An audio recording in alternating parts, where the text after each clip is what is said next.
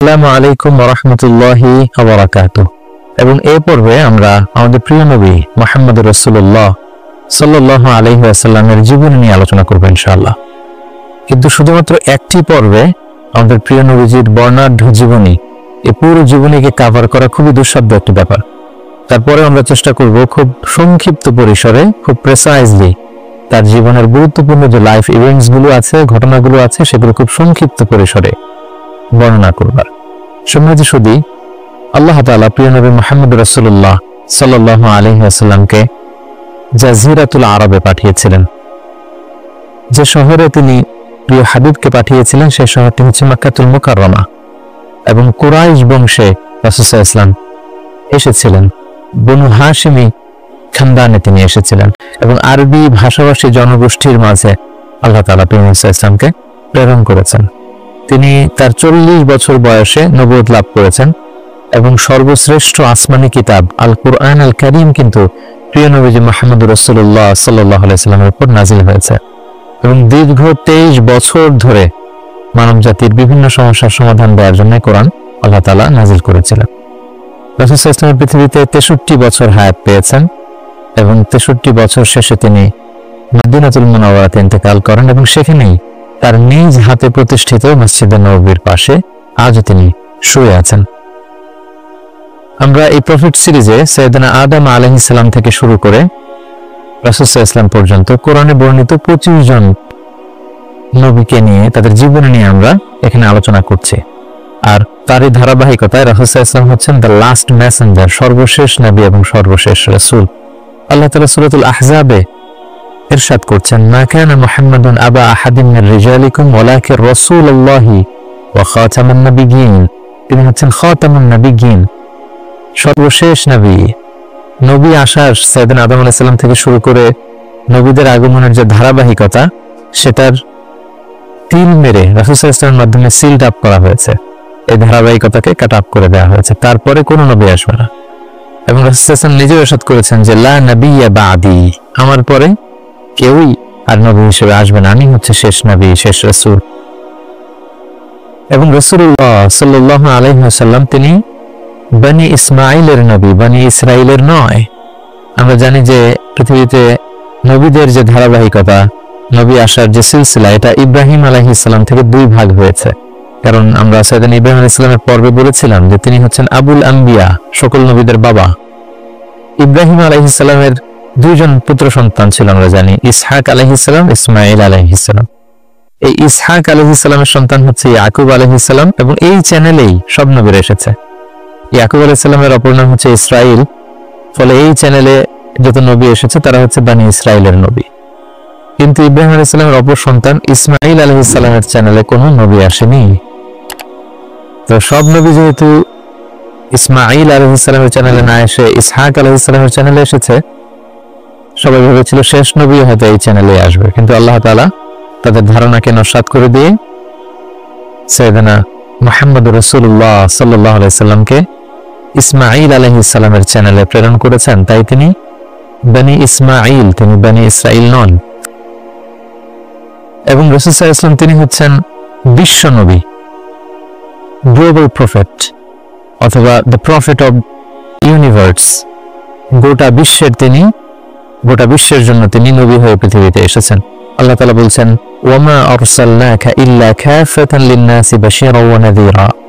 অর্থাৎ হে নবী, আমি আপনাকে গোটা বিশ্ববাসীর জন্য, পুরো মানব মণ্ডলীর জন্য আপনাকে আমি সুসংবাদ দানকারী এবং ভীতি প্রদর্শনকারী হিসেবে প্রেরণ করেছি। এবং সহিহ বুখারীর বর্ণনায় আল্লাহর হাবিব সাল্লাল্লাহু আলাইহি ওয়াসাল্লাম ফরমান যে আমাকে আল্লাহ তাআলা এমন 5টি নিয়ামত দিয়েছেন যেটা অন্য কোনো নবীকে দেননি।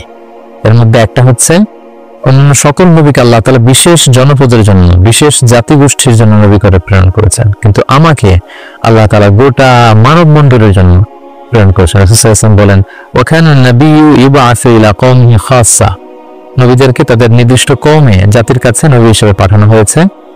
ওয়া বুইসতু ইলান নাসি কাফা, আর আমি গোটা মানব মণ্ডলীর জন্য, বিশ্ববাসীর জন্য নবী হয়ে প্রেরিত হয়েছে। এবং রাসূলুল্লাহ সাল্লাল্লাহু আলাইহি ওয়াসাল্লামকে তিনি বলেছেন যে আমাকে শাফাআতের সুযোগ দেয়া হবে কিয়ামতের দিন, যে ভয়ঙ্করতম দিনে নবীরাও থারথার করে কাঁপতে থাকবে আল্লাহ তাআলার সামনে একটি টু শব্দ করার সাহসটুকুন পাবে না, কোনো কথা বলার সাহস পাবে না। ঠিক সেই মুহূর্তে আল্লাহ রাসূল সাল্লাল্লাহু আলাইহি ওয়াসাল্লামকে শাফাআতের অনুমতি দেওয়া হবে। সুবহানাল্লাহি ওয়া বিহামদিহি। রাসূলুল্লাহ সাল্লাল্লাহু আলাইহি ওয়াসাল্লামের অনেকগুলো নাম রয়েছে। হাদিসে এসেছে যে রাসূল সাল্লাল্লাহু আলাইহি ওয়াসাল্লামের এক নাম হচ্ছে আল মাহি, আল আকিব, আল হাশির। কিন্তু কালামুল্লাহ মাজিদে রাসূল সাল্লাল্লাহু আলাইহি ওয়াসাল্লামের দুইটি নাম উল্লেখিত হয়েছে, একটি হচ্ছে মুহাম্মদ আর একটা আহমদ। আল্লাহ তাআলা বলছেন ওমা মুহাম্মাদুন ইল্লা রাসূল ক্বাদ খালাত মিন ক্বাবলিহির রুসুল। মুহাম্মদ তো একজন নবী, আর তার আগে অনেক নবী পৃথিবীতে এসেছিলেন, তারা আবার বিদায় নিয়েছেন। তাহলে মুহাম্মদ নামটি পেলাম। মুহাম্মদ নাম ছাড়াও তার আরেকটি নাম কোরআনে উল্লেখিত হয়েছে, সেটা হচ্ছে আহমদ। সাইয়েদনা ঈসা আলাইহিস সালামের ভাষায় ইয়াতি মিন বাদি ইসমুহু আহমদ, তিনি বলেছিলেন যে আমার পরে একজন নবী আসবে, তার নাম হবে আহমদ। তাহলে কোরআনে রাসূল সাল্লাল্লাহু আলাইহি ওয়াসাল্লামের দুইটি নাম পাওয়া যায়, একটা মুহাম্মদ, একটা আহমদ। এবং রাসূল সাল্লাল্লাহু আলাইহি ওয়াসাল্লামকে আল্লাহ তাআলা আমাদের জন্য মডেল বানিয়ে পাঠিয়েছেন। সব ক্ষেত্রে তিনি আমাদের model, the best standard of character.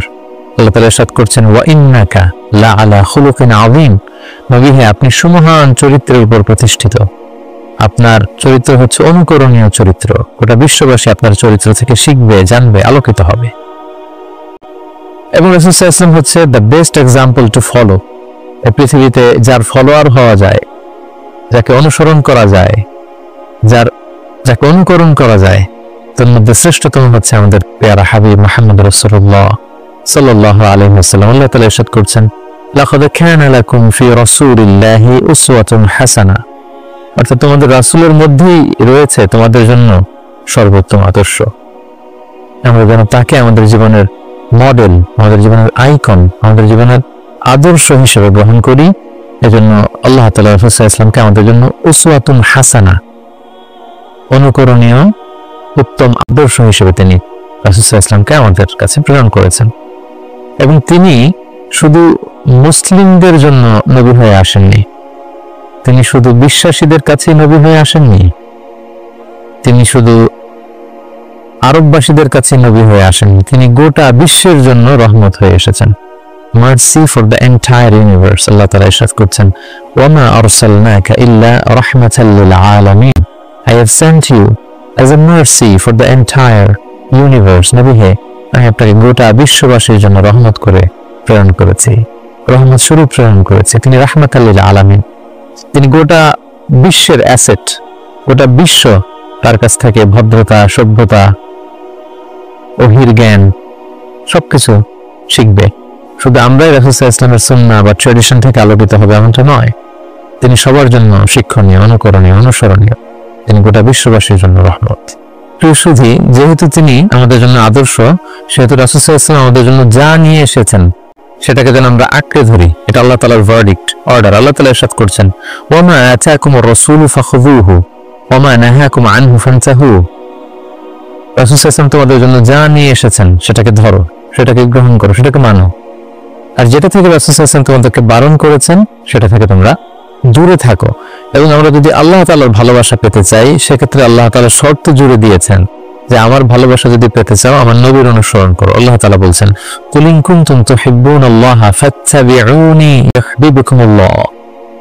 আল্লাহ বলছেন নবী হে, আপনি জানিয়ে দিন যে তোমরা যদি আমি আল্লাহর ভালোবাসা পেতে চাও, তাহলে হে নবী আপনি বলুন যে ফাত্তাবিউনি, আমি নবীর অনুসরণ করো, তাহলে ইউহিব্বুকুমুল্লাহ, আল্লাহ তাআলা তোমাদেরকে ভালোবাসবেন।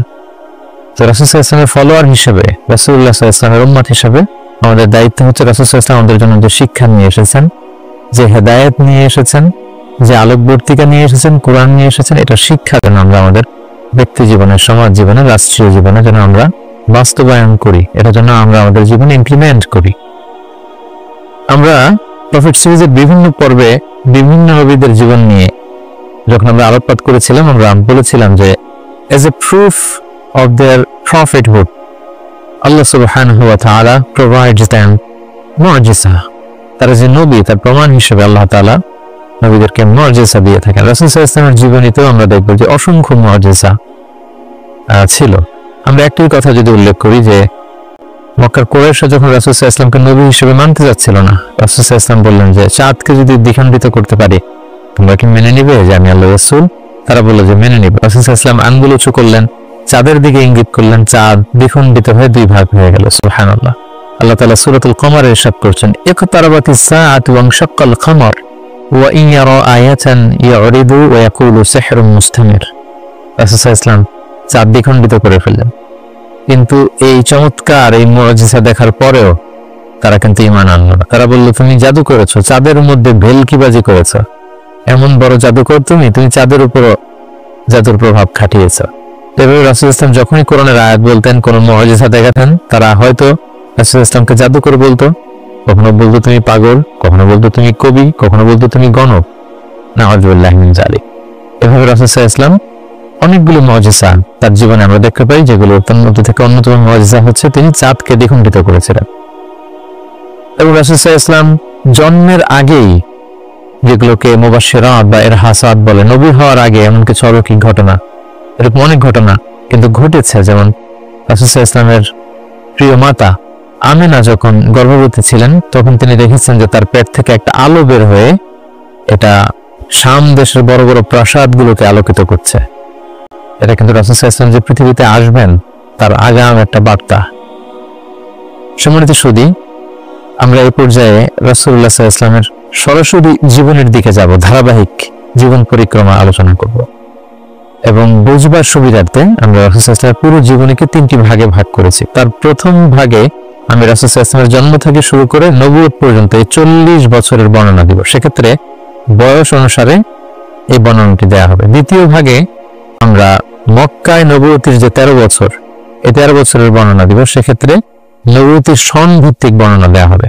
এবং সবশেষে আমরা মদিনায় রাসূল সাল্লাল্লাহু আলাইহি ওয়াসাল্লাম যে 10টি বছর কাটিয়েছেন, দ্বিতীয় পর্বে বা তৃতীয় ভাগে আমরা সেটির বর্ণনা দিব, আর সেটা হবে হিজরি সন ভিত্তিক বর্ণনা।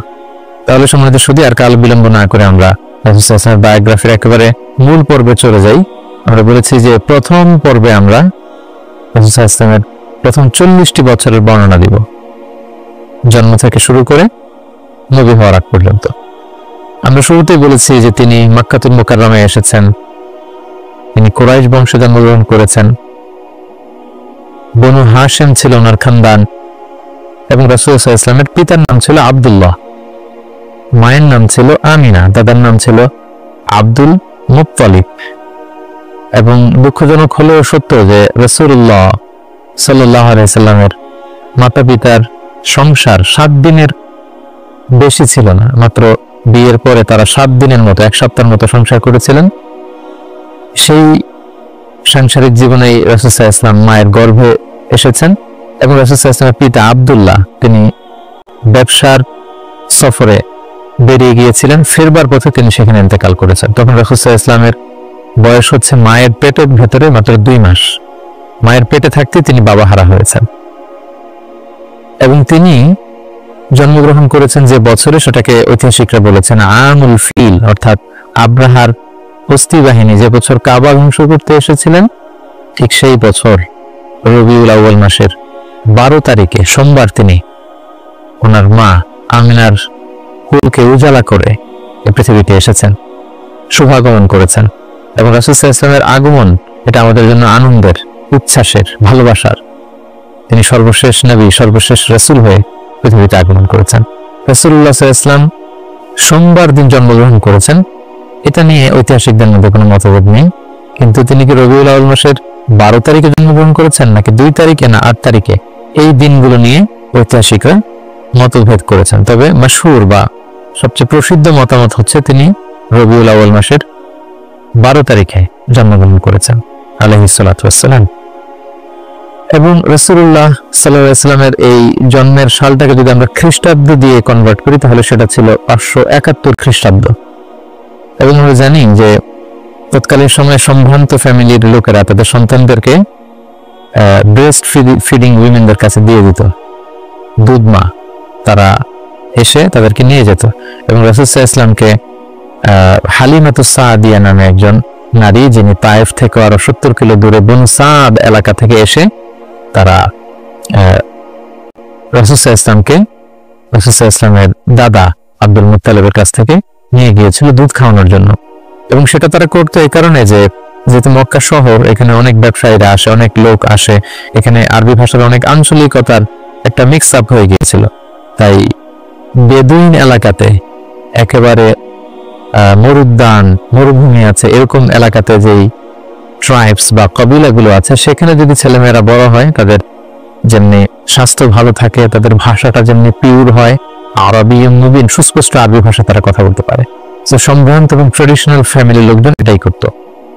তার ধারাবাহিকতায় রাসূল সাল্লাল্লাহু আলাইহি ওয়াসাল্লামকে বনু সাদ গোত্র থেকে এসে হালিমাতুস সাদিয়া বনু সাদ গোষ্ঠীর কাছে নিয়ে গেল যে তাকে লালন পালন করবে, কয়েক বছর দুধ খাওয়াবে। এটা ঘটেছিল তার জন্মের পরপরই।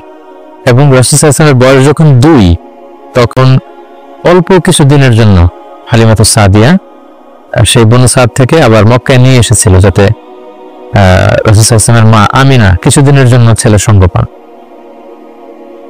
কিছুদিন যখন আমিনা সঙ্গ পেল, তারপর আবার তাকে বনু সাদে নিয়ে যাওয়া হলো এবং রাসূলুল্লাহ সাল্লাল্লাহু আলাইহি ওয়াসাল্লাম হালিমাতুস সাদিয়া দুধ পান করতে লাগলেন। হালিমাতুস সাদিয়া সন্তানদের সাথে মরুদ্যান মরুভূমির সেই বেদুইন পরিবেশে একজন বেড়ে উঠতে লাগলেন। সেখানকার যে পিওর ল্যাঙ্গুয়েজ আছে আরবি ভাষা শিখতে লাগলেন। এবং রাসূল সাল্লাল্লাহু আলাইহি ওয়াসাল্লামের বয়স যখন 4, তখন তার প্রথম শক্তে সাদার হয়েছে, যেটাকে সিনা চাক বলে, ওপেন হার্ট সার্জারি। রাসূল সাল্লাল্লাহু আলাইহি ওয়াসাল্লামের জীবনে মোট 3 বার এটা ঘটেছিল। বয়স যখন 4 তখন একবার, ওহী নাজিলের সময় একবার, মেরাজ যখন তিনি গিয়েছিলেন তখন এক। রাসূল সাল্লাল্লাহু আলাইহি ওয়াসাল্লাম মরুভূমিতে বনু সাদ গোষ্ঠীর ছোট ছেলেদের সাথে খেলাধুলা করছিলেন। হঠাৎ জিবরাইল ইসলাম এসে রাসূল সাল্লাল্লাহু আলাইহি ওয়াসাল্লামকে এক পাশে নিয়ে গলা থেকে শুরু করে নাভি পর্যন্ত ছিঁড়ে রাসূল সাল্লাল্লাহু আলাইহি ওয়াসাল্লামের হৃদয়টাকে বের করে জামজামের পানি দিয়ে ধৌত করে আবার ভেতরে ঢুকিয়ে দিলেন। এই জায়গাটাকে আবার মিলিয়ে ফেললেন। এটা আধুনিক সময়ে আমরা এটাকে ওপেন হার্ট সার্জারি বলি।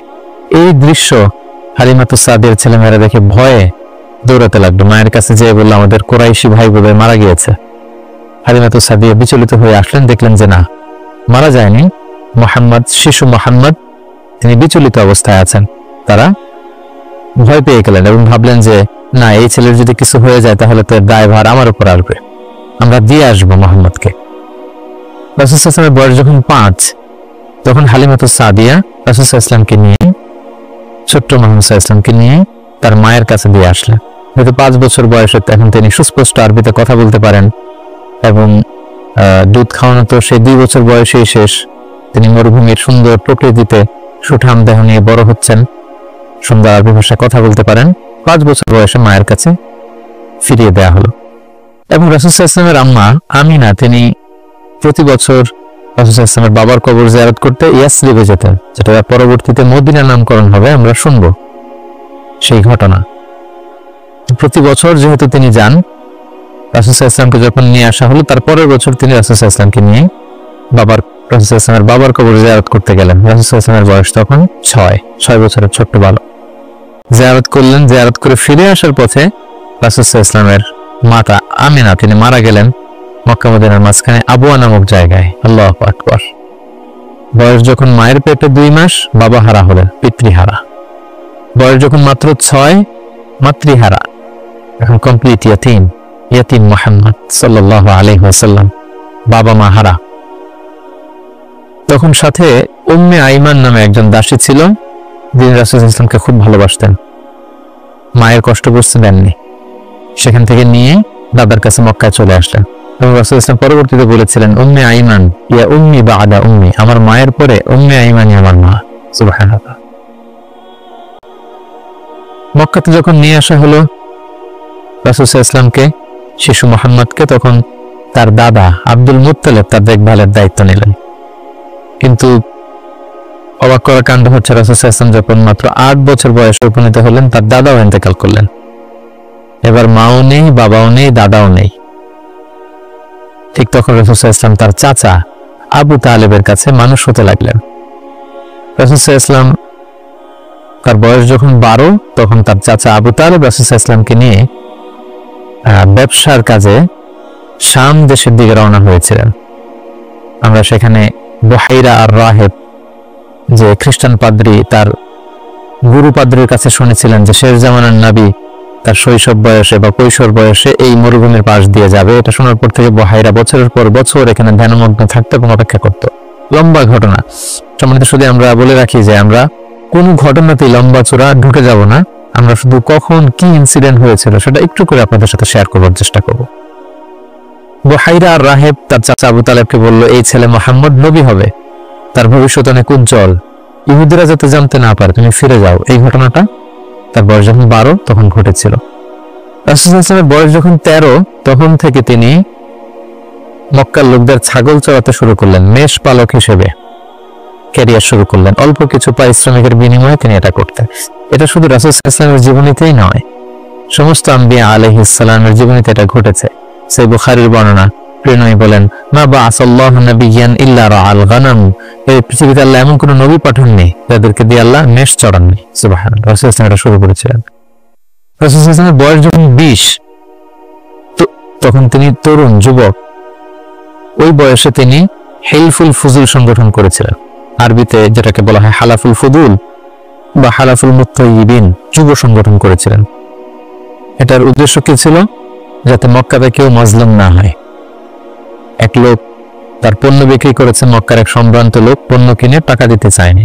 সে পাহাড়ে উঠে চিৎকার করে বলে, মক্কায় কি এমন ন্যায়পরায়ণ কেউ নেই যে আমার টাকাটা উদ্ধার করে দিতে পারে? রাসূল ইসলাম এই দৃশ্য দেখে কষ্ট পেলেন। তিনি প্রায় এরকম দৃশ্য দেখতেন যে জালিমরা অসহায় গরিব লোকদেরকে মক্কায় ঠকাচ্ছে। তিনি তার চাচা আর জুবাইর ইবনে আব্দুল মুত্তালিব সহ ওনাদের সমবয়স্ক ইয়াংদেরকে নিয়ে একটা সোসাইটি করলেন। এই সোসাইটির নাম তারা দিলেন হালাফুল ফুদুল, যেটা বাংলায় আমরা হিলফুল ফুজুল বলি। এবং তারা এই সংগঠনের নাম দিয়েছিলেন হালাফুল মুত্তাইয়িবিন। বেসিকলি তারা আরব দেশের ট্রেডিশন ছিল, তারা যখন সংঘবদ্ধ হতো তারা এক গামলা রঙের ভেতরে হাত ঢুকিয়ে দিয়ে তারা পাথরের মধ্যে হাতের ছাপ দিত। সবাই এভাবে হাতের ছাপ দিয়ে তারা প্রমাণ দিত যে আমরা ঐক্যবদ্ধ সংঘবদ্ধ আছি।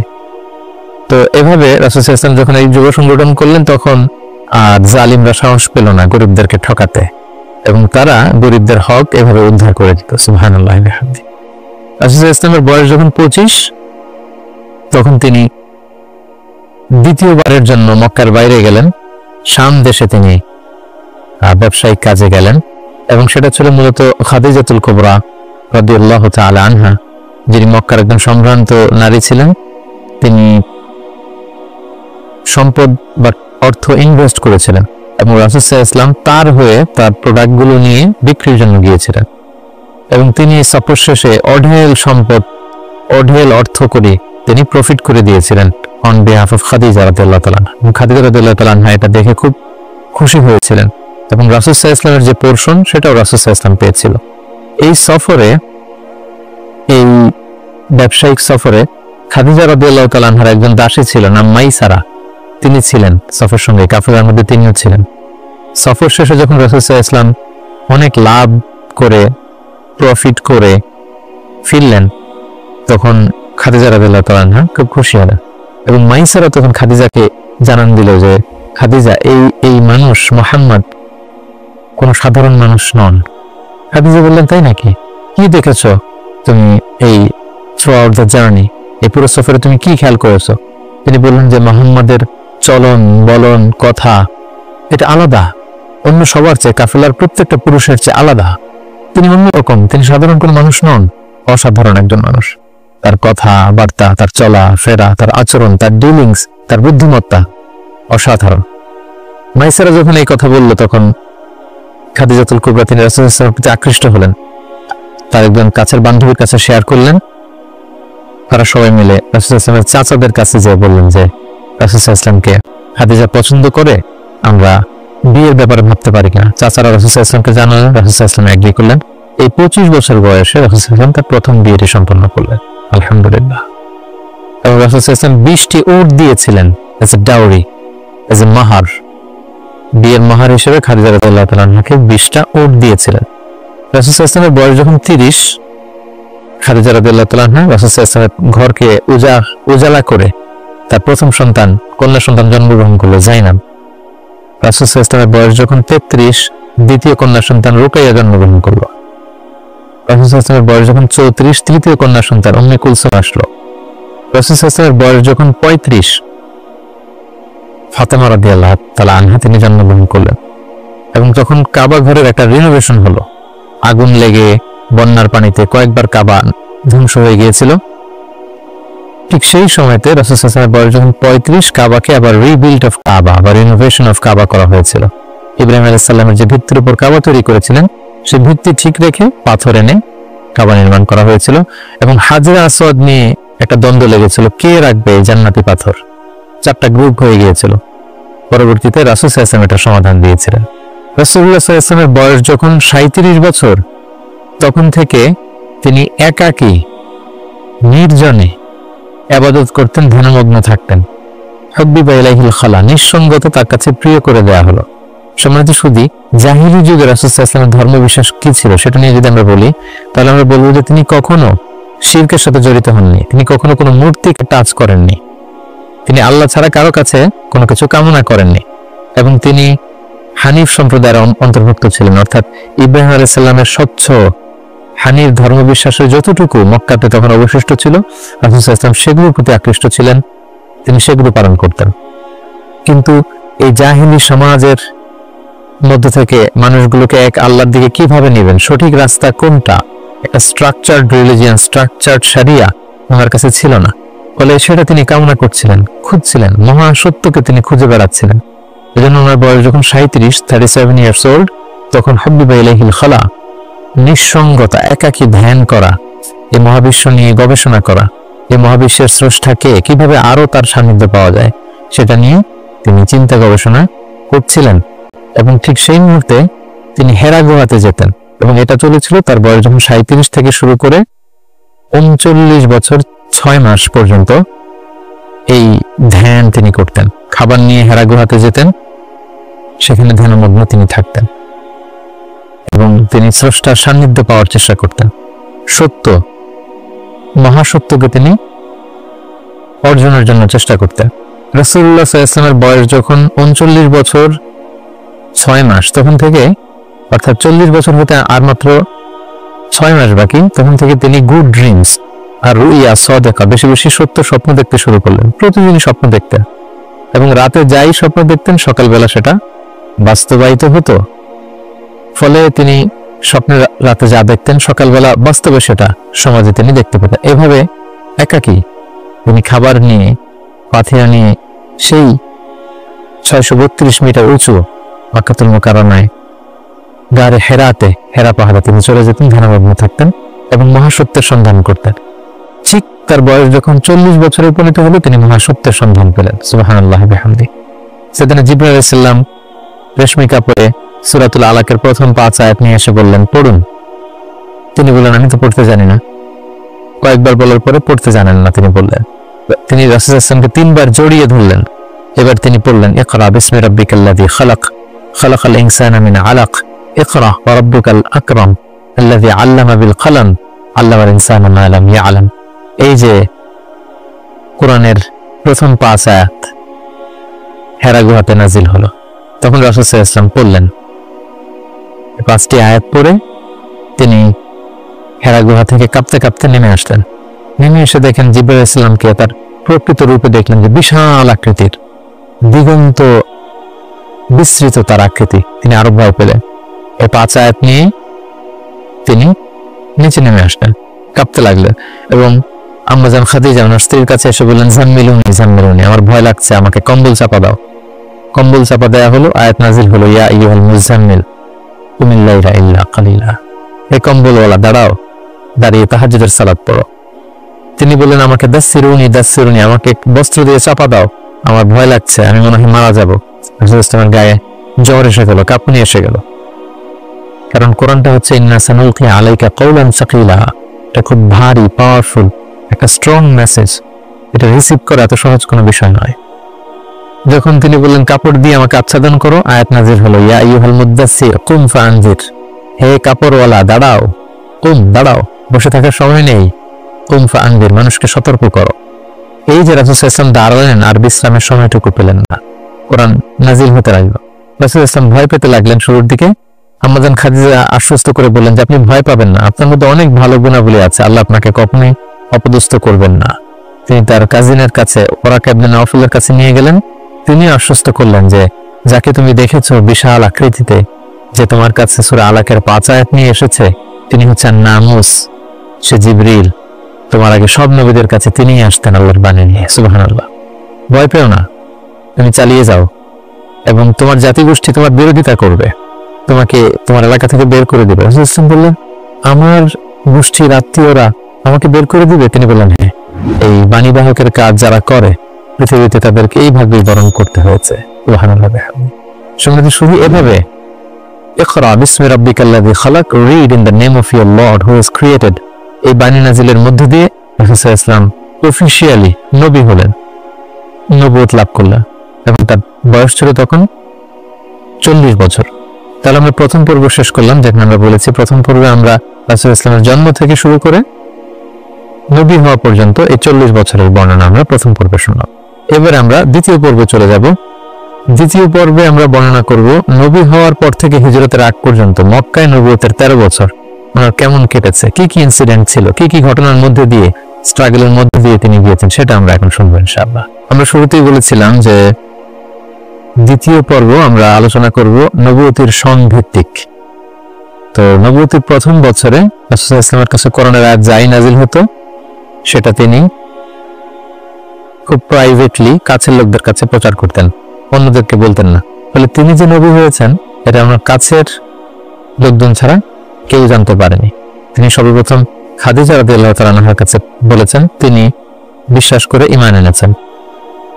তার চাচাতো ভাই ছোট্ট আলী রাদিয়াল্লাহু তাআলা আনহুর কাছে বলেছেন, আলী রাদিয়াল্লাহু তাআলা আনহু ছোটদের মধ্যে ঈমান এনেছেন।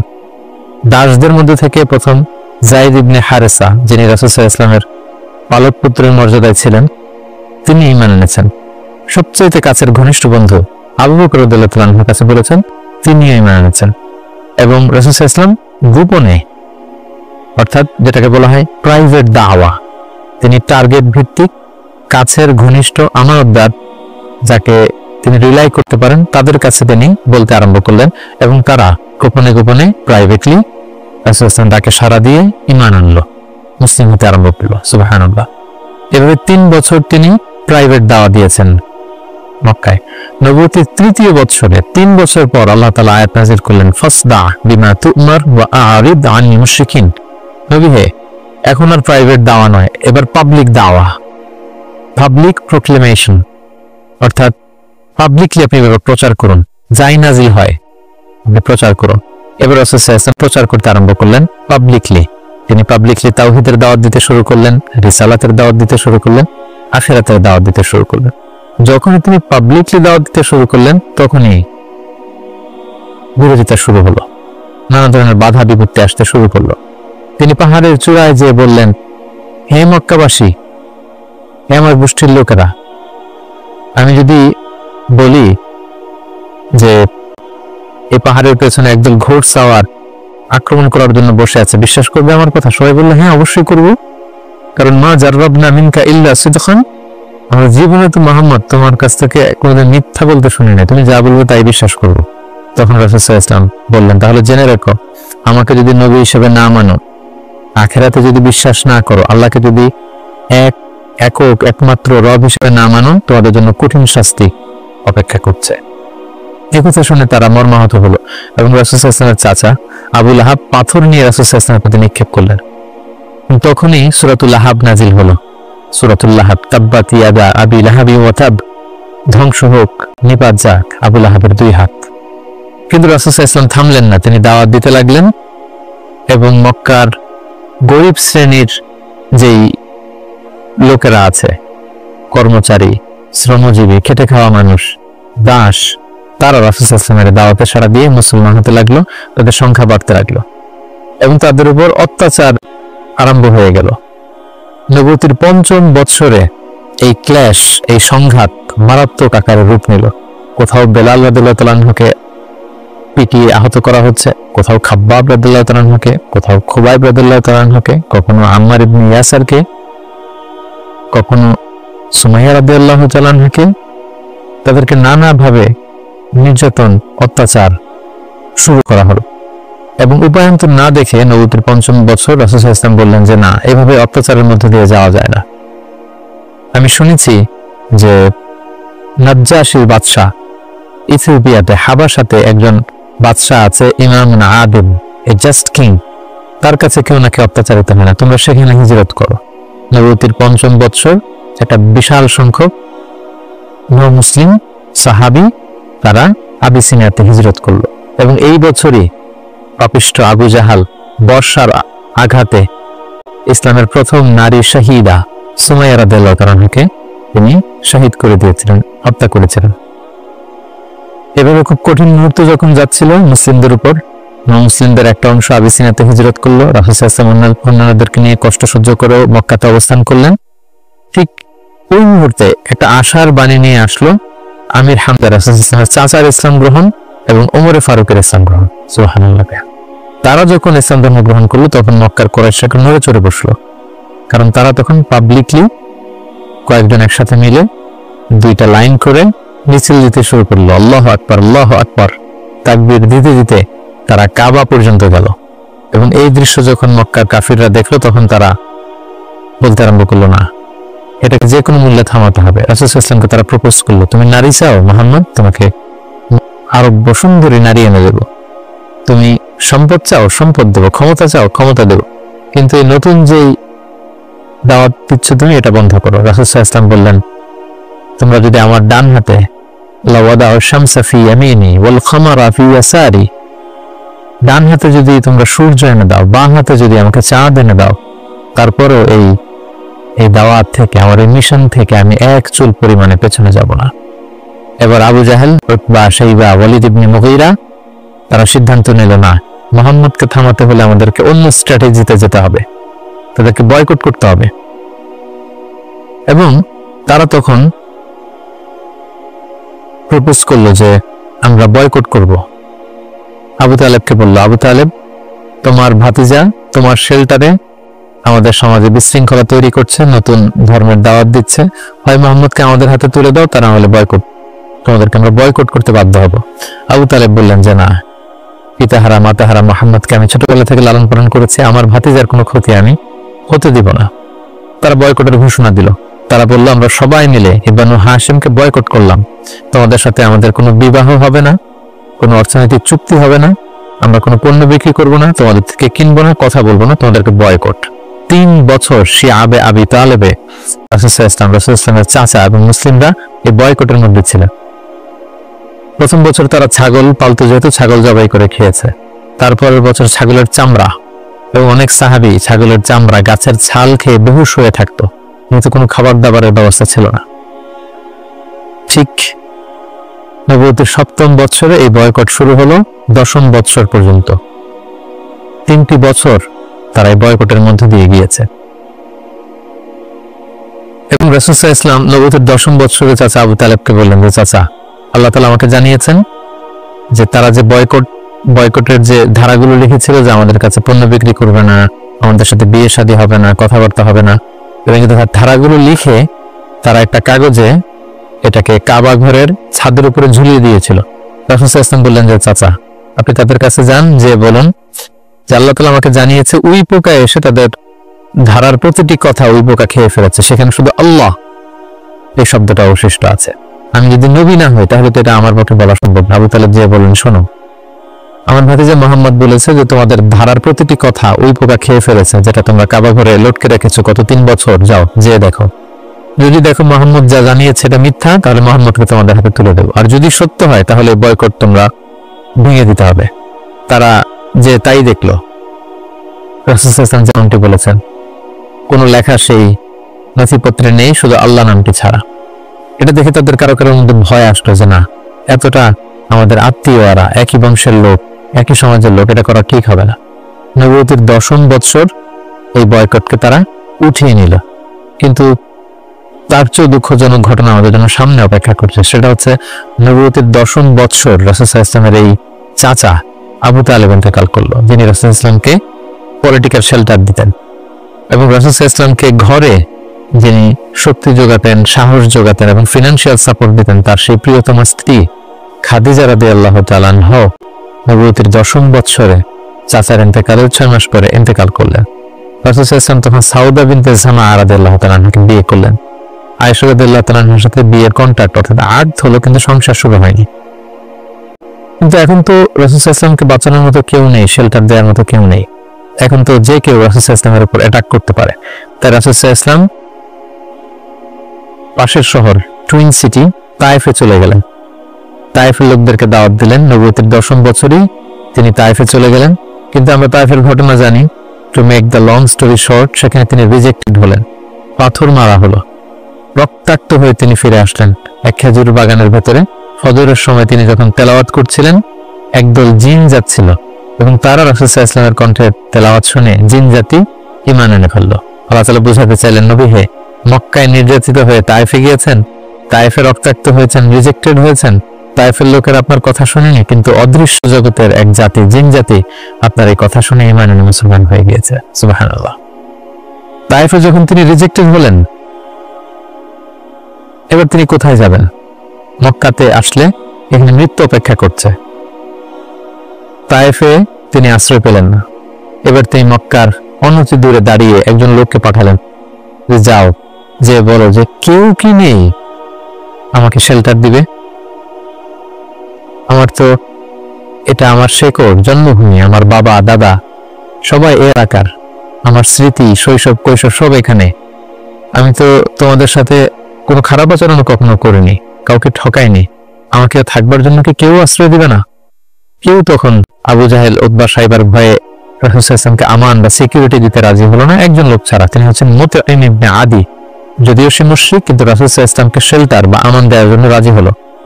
আল্লাহর মেহেরবানি, এই মুশরিক মুতঈম ইবনে আদির শেল্টারে রাসূল সাল্লাল্লাহু আলাইহি ওয়াসাল্লাম মক্কায় ঢুকলেন, তাওয়াফ করলেন, মক্কায় থাকতে আরম্ভ করলেন।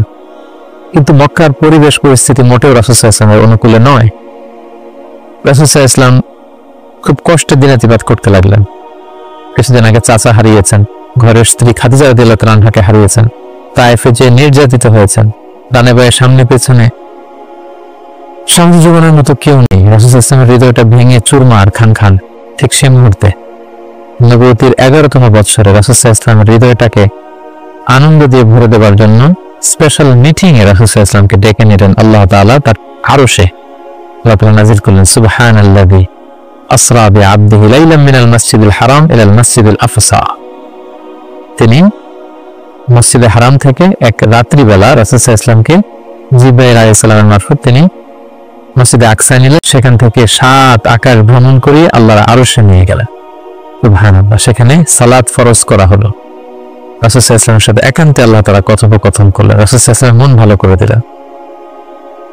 মেরাজ থেকে তিনি ফিরে আসলেন, কিন্তু এখন যাবেন কোথায়? মক্কাতে থাকার পরিবেশ নেই। তখন তিনি ওনার গ্লোবাল নেভিগেশন এটা বাড়ানোর জন্য ট্রাই করলেন যে ফরেন লোক আমি পাই কিনা, যে বিদেশে কোথাও যায় থাকা যায় কিনা প্রবাসে। রাসূল সাল্লাল্লাহু আলাইহি ওয়াসাল্লাম তখন হজের মৌসুমটাকে বেছে নিলেন, কারণ হজে মক্কায় হাজার হাজার লোক চারদিক থেকে আসতো এবং হজের মৌসুমগুলোতে আবু জাহেল, উতবা, সাইবা, ওয়ালিদ ইবনে মুগীরা তারা মক্কায় প্রবেশের যে প্রধান ফটক বা গেটে সেখানে দাঁড়িয়ে হাজিদেরকে বলতো, খবরদার, মক্কার যেখানে মনে চায় যাও, মানাসিকুল হজ পালন করো, কিন্তু মক্কায় একজন পাগল আছে, তার নাম মুহাম্মদ, তার কাছে যেও না। সে এমন কথা বলবে তোমাকেও পাগল বানায় ফেলবে। আমরা জানি যে আল ইনসানু হারিসুন আলা মা মুনিআ, মানুষকে যেটা থেকে বারণ করা হয় মানুষের সেটার ব্যাপারে আগ্রহ থাকে বেশি। সবাই তখন মক্কায় যে খুঁজতে আরম্ভ করলো যে কে মুহাম্মদ। যারা রাসূল সাল্লাল্লাহু আলাইহি ওয়াসাল্লামের কাছে আসতো, রাসূল সাল্লাল্লাহু আলাইহি ওয়াসাল্লাম তাদেরকে আল্লাহ নাজিল করা কোরআন তেলাওয়াত শোনায় দিতেন এবং রাসূল সাল্লাল্লাহু আলাইহি ওয়াসাল্লামের কণ্ঠে কোরআন তেলাওয়াত শুনে এরকম অনেক ভিনদেশী মুসলমান হয়ে গিয়েছে। সুবহানাল্লাহ। কিন্তু রাসূল সাল্লাল্লাহু আলাইহি ওয়াসাল্লামের তো একটা সেটেলমেন্ট লাগবে। কোথায় যাবেন তিনি? তিনি মিনাতে এবং আকাবাতে খুঁজতে আরম্ভ করলেন। নবুয়তির 11তম বৎসরে খুঁজতে খুঁজতে হঠাৎ মিনার একটা টেন্টে, তাঁবুতে তিনি ঢুকলেন। 6 জন লোক সেখানে বসা। রাসূল সাল্লাল্লাহু আলাইহি ওয়াসাল্লাম জিজ্ঞেস করলেন, তোমরা কারা? তারা বলল, আমরা খাজরাজ গোষ্ঠীর মানুষ, ইয়াসরিব আমাদের বাড়ি। মদিনার পূর্ব নাম ছিল ইয়াসরিব। তাদের সংখ্যা ছিল মাত্র 6 জন। সুবহানাল্লাহ। আসলে পৃথিবীতে যত বড় কাজ হয়েছে, যত বিপ্লব হয়েছে, এগুলো কিন্তু হয়েছে সামান্য কয়েকজন লোক থেকে শুরু হয়েছে, পরে এটা বিপ্লবের রূপ নিয়েছে। এই যে দেখেন ঈমানের বীজ আল্লাহ তাআলা কিভাবে এই 6 জন লোকের মাধ্যমে মদিনাতে পৌঁছাবে। রাসূল সাল্লাল্লাহু আলাইহি ওয়াসাল্লাম বললেন, তোমরা খাজরাজের 6 জন? কোন খাজরাজ, কোন ইয়াসরিব? ওই যে ইয়াসরিবের পাশে ইহুদিরা বাস করে? তারা বললেন হ্যাঁ। রাসূল সাল্লাল্লাহু আলাইহি ওয়াসাল্লাম বললেন, তোমাদের কি কিছু সময় হবে, আমি তোমাদের কিছু শোনাবো? তারা বললেন হ্যাঁ, শোনান। রাসূল সাল্লাল্লাহু আলাইহি ওয়াসাল্লাম কোরআনের আয়াত তেলাওয়াত করলেন। তারা যতই শুনতে লাগলো, অভিভূত হতে লাগলো, মোহিত হতে লাগলো। রাসূল সাল্লাল্লাহু আলাইহি ওয়াসাল্লাম হাতে হাত রেখে শাহাদাত করে তারা মুমিন হয়ে গেল।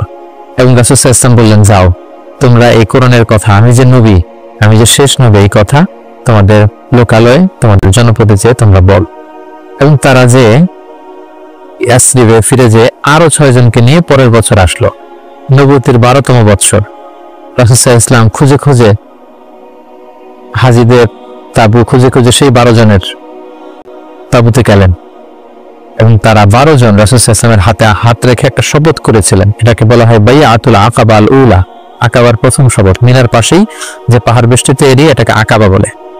এই আকাবার প্রথম শপথে 12 জন তারা রাসূল সাল্লাল্লাহু আলাইহি ওয়াসাল্লামের হাতে হাত রেখে শপথ করলো যে নবী আপনি যা বলেন আমরা তাই শুনবো, আপনি যে আদেশ দেন সেটাই আমরা মাথা পেতে নিব। রাসূল সাল্লাল্লাহু আলাইহি ওয়াসাল্লাম খুশি হলেন, তার হৃদয়ে আশার সঞ্চার হলো যে না, হয়তো ইয়াসরিবে আমি চলে যেতে পারবো। এবং এই 12 জনকে সাথে করে রাসূল সাল্লাল্লাহু আলাইহি ওয়াসাল্লাম মক্কার একজন নও-মুসলিম সাহাবীকে পাঠালেন, যার নাম হচ্ছে মুসআব। বললেন যে মুসআব, তুমি অন বিহাফ অফ মি, কোরআনের আয়াতগুলো, ইসলামের যে বিধানগুলো এসেছে এগুলো এই 12 জনের সাথে তুমি ইয়াসরিবে চলে যাও as a brand ambassador of Islam. ইসলামের প্রথম অ্যাম্বাসেডর হিসেবে তিনি মক্কা থেকে মদিনায় গিয়েছিলেন। এবং মুসআব ছিলেন খুব ড্যাশিং চেহারার একজন সাহাবী।